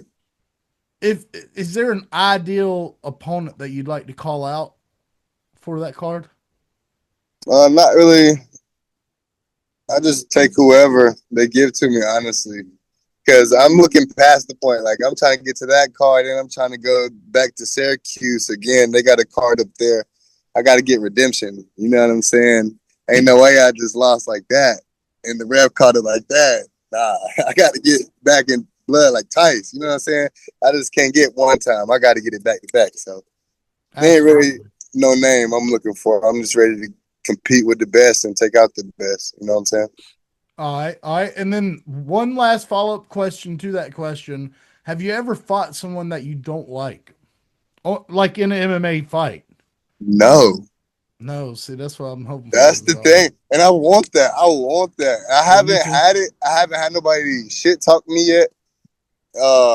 Everybody, and I try to be as humble as I can, but I want a grudge match. I think I want to rematch my last guy because I don't think he could beat me off the hands. He knew he had to take me down. So if I could get that rematch, his name's Chandler Moody. You got to look him up. He's from New York. But isn't that, if I can't fight him again, then I'm looking for whoever. All right, big dog. Yeah, All right, big dog. We're gonna rock with you. You feel Yes, me? sir. I'm gonna look up this Mr. Moody. I might even contact him. Yes, sir. All right, big dog. Shit, Hey, you gotta tell him to come down here though. We gotta get real rules. You know what I'm saying? Where they let it go a little bit. You know what I'm saying? See blood. They wanted to stop it early. You know what I'm saying? So if we get the rematch, it's got to be down here. yeah. It's got to be for another belt too. Sure, we got to go for South Carolina and the New York belt. So, Matter of fact, we gotta call it the Southern Belt, the Bible Belt.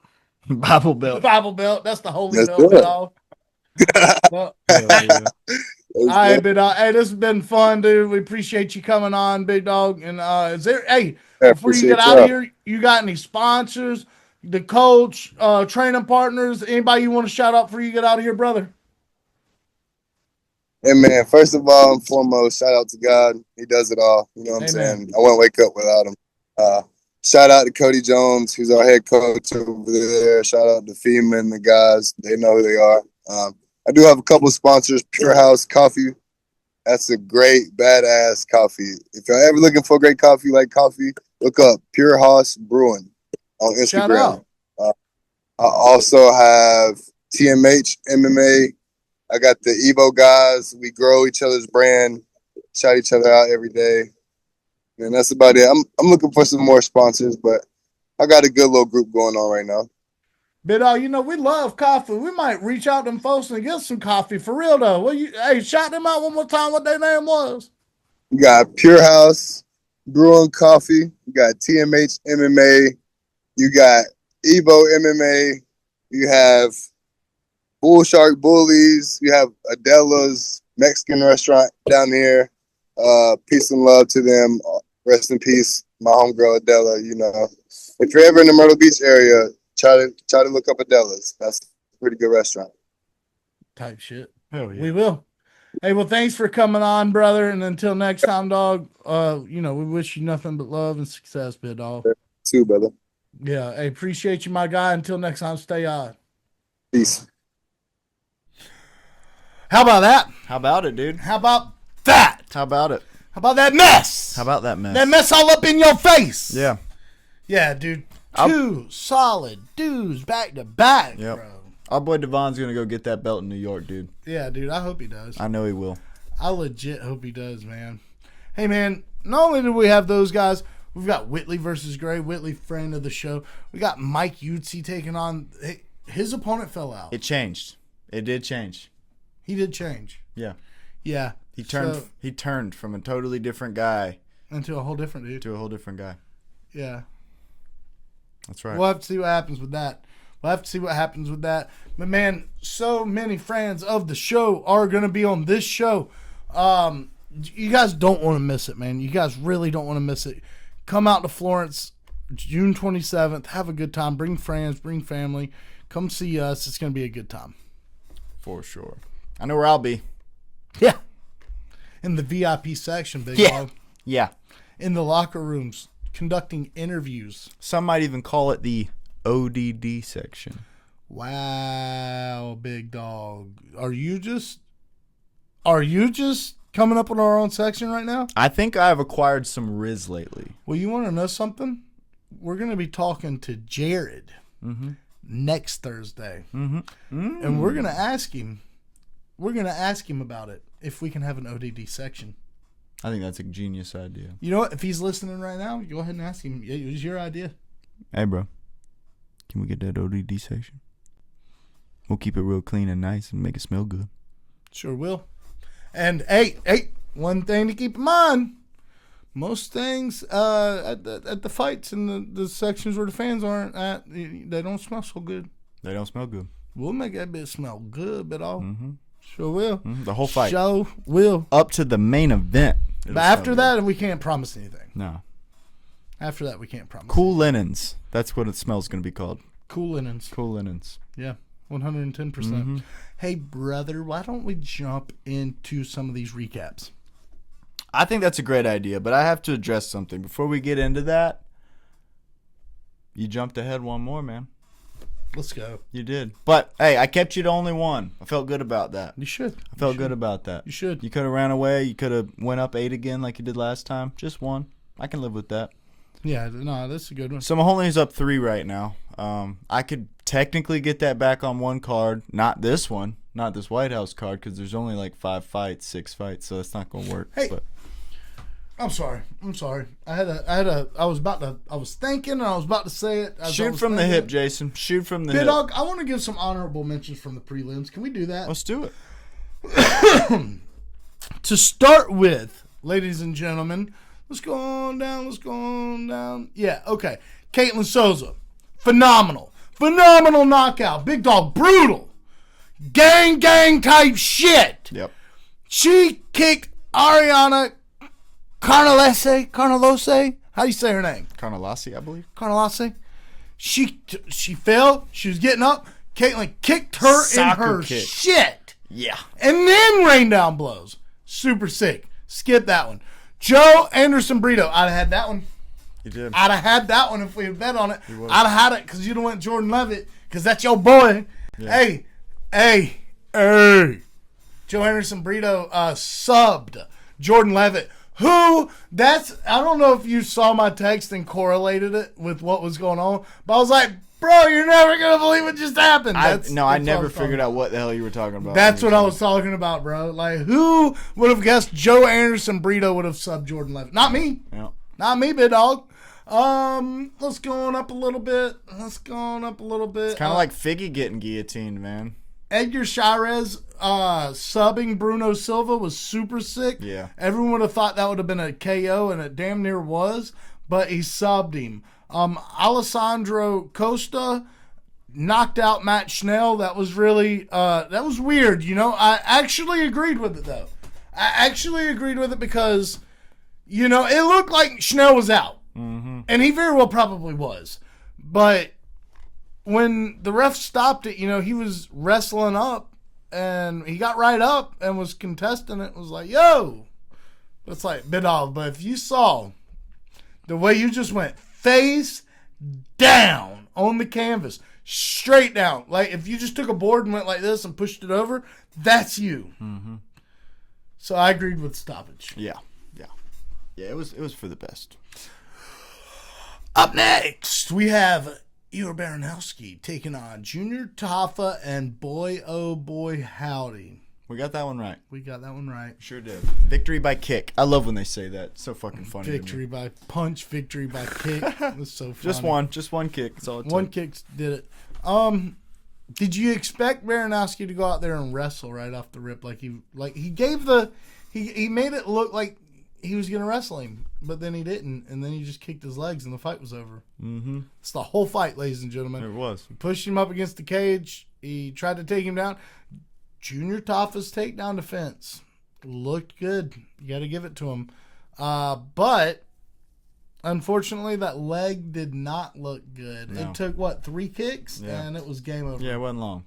Yeah. It makes me wonder because of how bad his leg got beat up in the fight before this, which wasn't that long ago. He took this on very short notice. It makes me wonder if he had a lingering injury in that leg. Could have. And, just couldn't take it. You know, it also makes me wonder if people like Iwo Baranowski go and watch the last fight to look for injuries like that. Yeah. You know, especially considering if, it's a close if it just happened. If it's less than a year away, it's like, all right, look for any detrimental damage that got done. Crazy. I know I can dig some of that damage back up and make it damage again. You know what I mean? 100%, dude. I never really thought about that. Great take. And then in Junior's prior fight, which was only a month before this, That dude kicked his legs and kicked his legs and kicked his legs, and then Junior knocked him out. Just continued. Yeah. He just continued what that guy started. Yeah, pretty much. Up next, we had the all-impressive Bryce Mitchell, who proved the doubters wrong, and we happened to be part of them. We were. When he submitted Santiago Luna via, that says arm triangle, which I guess a Darce choke. Wasn't that a Darce choke? It was an arm triangle choke. Was it a modified arm triangle? Probably modified, yeah. Yeah. I don't think he was laying down on the other side or anything. I think he was, dude. Was he? He cleared guard and went to the other side, yeah. But I thought he went to like a, cause he was laying down on his belly. Yeah. Yeah, and it just looked weird. Mm. You know, I'm gonna tell you what, I'm happy for him. Yeah, me too. When we said that, we said we'd be happy whether Bryce won or not. Yeah. Santiago Luna is a good new up and coming dude, but obviously he's just not ready for the likes of Bryce Mitchell yet. Who do you want to see Bryce Mitchell face next? Because look, Bryce in his prior fight, what is this his second fight at bantamweight? Believe so, yeah. And before this, he fought somebody else that was like, oh shit, that's probably gonna be a problem. It's time to get Bryce into those rankings. I agree. And not no bullshit. We need to get Bryce into somebody that's gonna matter. Who do you think he should fight? I'm thinking Pedro Munoz. Oh, did that dude retire? I think he did. Did Pedro retire? I think he did. I think he did too. Did Chris Gutierrez, is he still in there? Yes. Chris Gutierrez, maybe. Brutal ass leg kicks. Yeah, but big dog. If you're Bryce Mitchell, you got to get him down, and he will.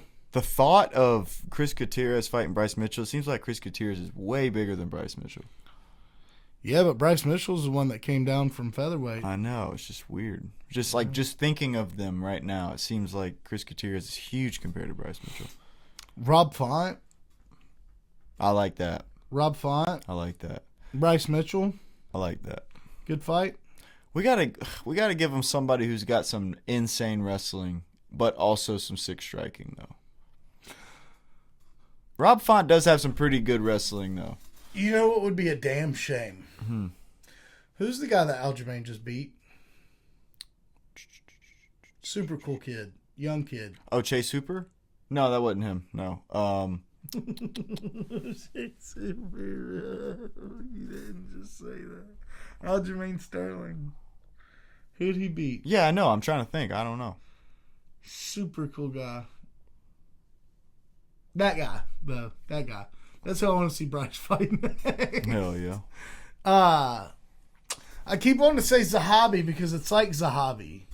Yeah, let's look into this shit, dude. Wait, what are we looking at?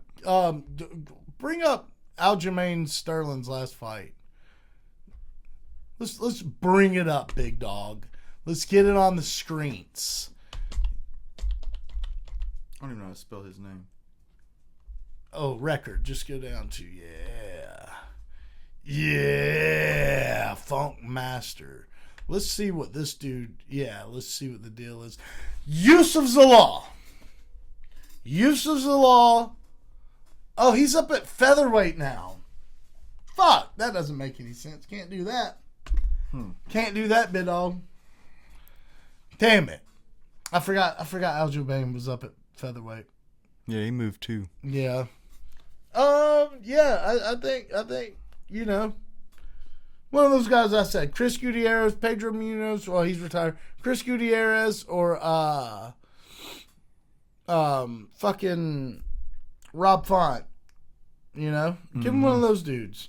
See what happens there. If he gets past those dudes, well, they all know what he's gonna do. Yeah. So figure it out. Yeah. If you can't stop it, that's your fault. You knew what he was gonna do. Hey, up next. You got me. You got me. This the one. You got me. Bid Iron only went off of I'd take that dude fishing. Yeah, you did. You literally said that in the podcast. Yeah.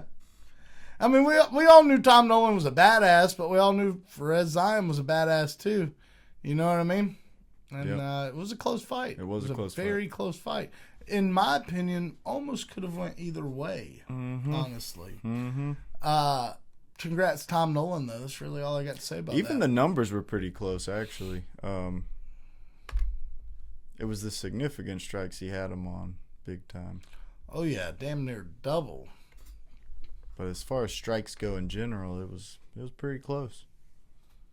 Control time, pretty close. Yeah. He had more takedowns.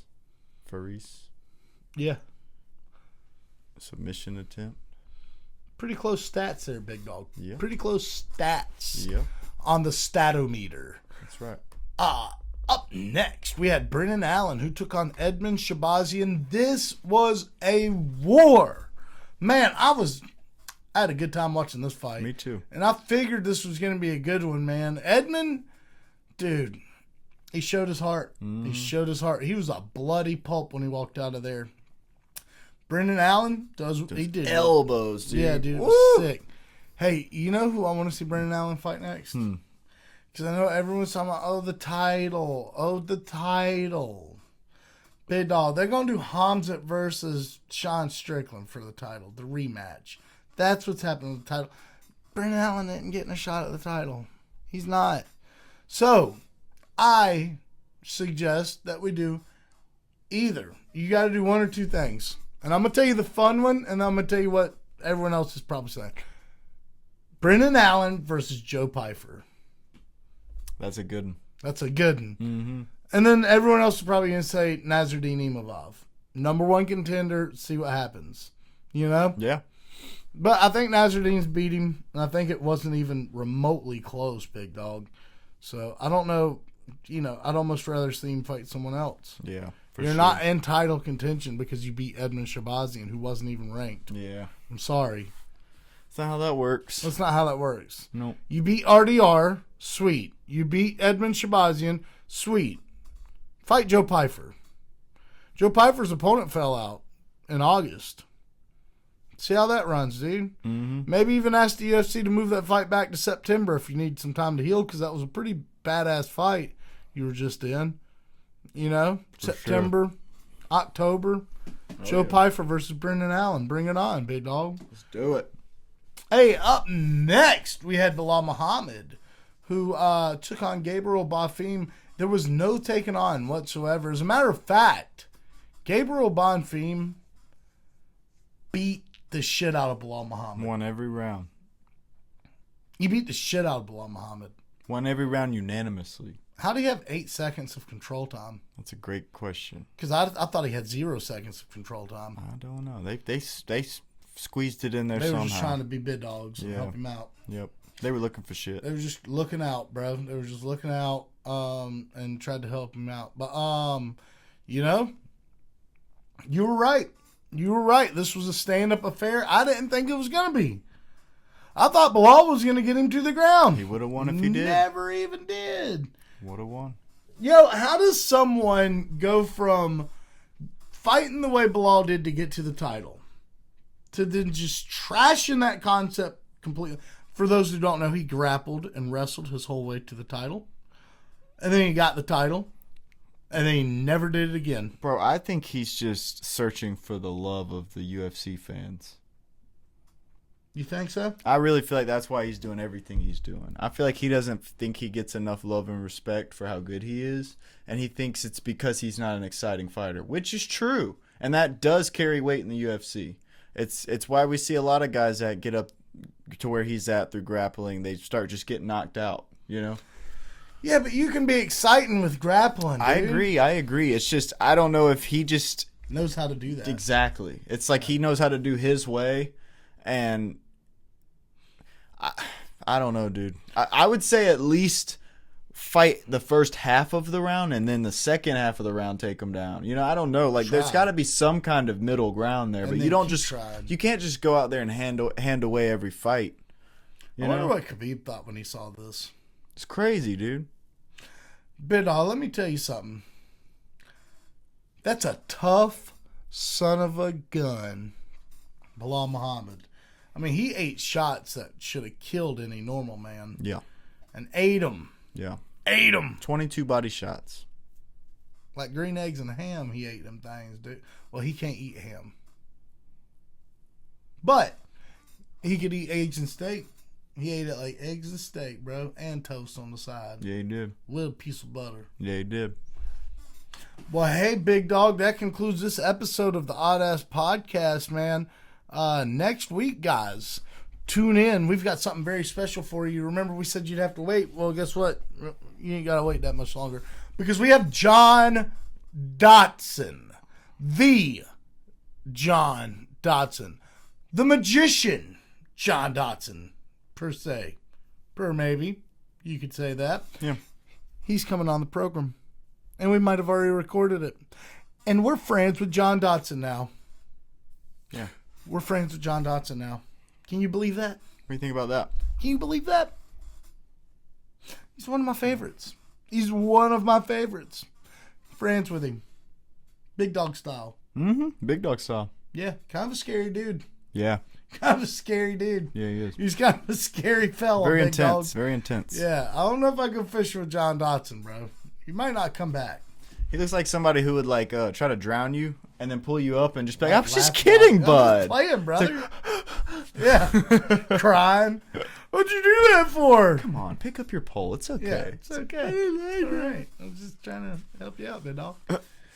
Well, hey, guys, we got a lot going on, man. We got a lot going on. We got conflict coming up. We got John Dotson interview. We got Jared, big dog, the big dog of conflict, CEO. He's coming on next week. We got a lot lined up for you guys. We're going to try and get Jameson Hardesty on. We don't know if that's going to come to fruition or not, but tune in next week to find out. We will see you on the other side of this White House event.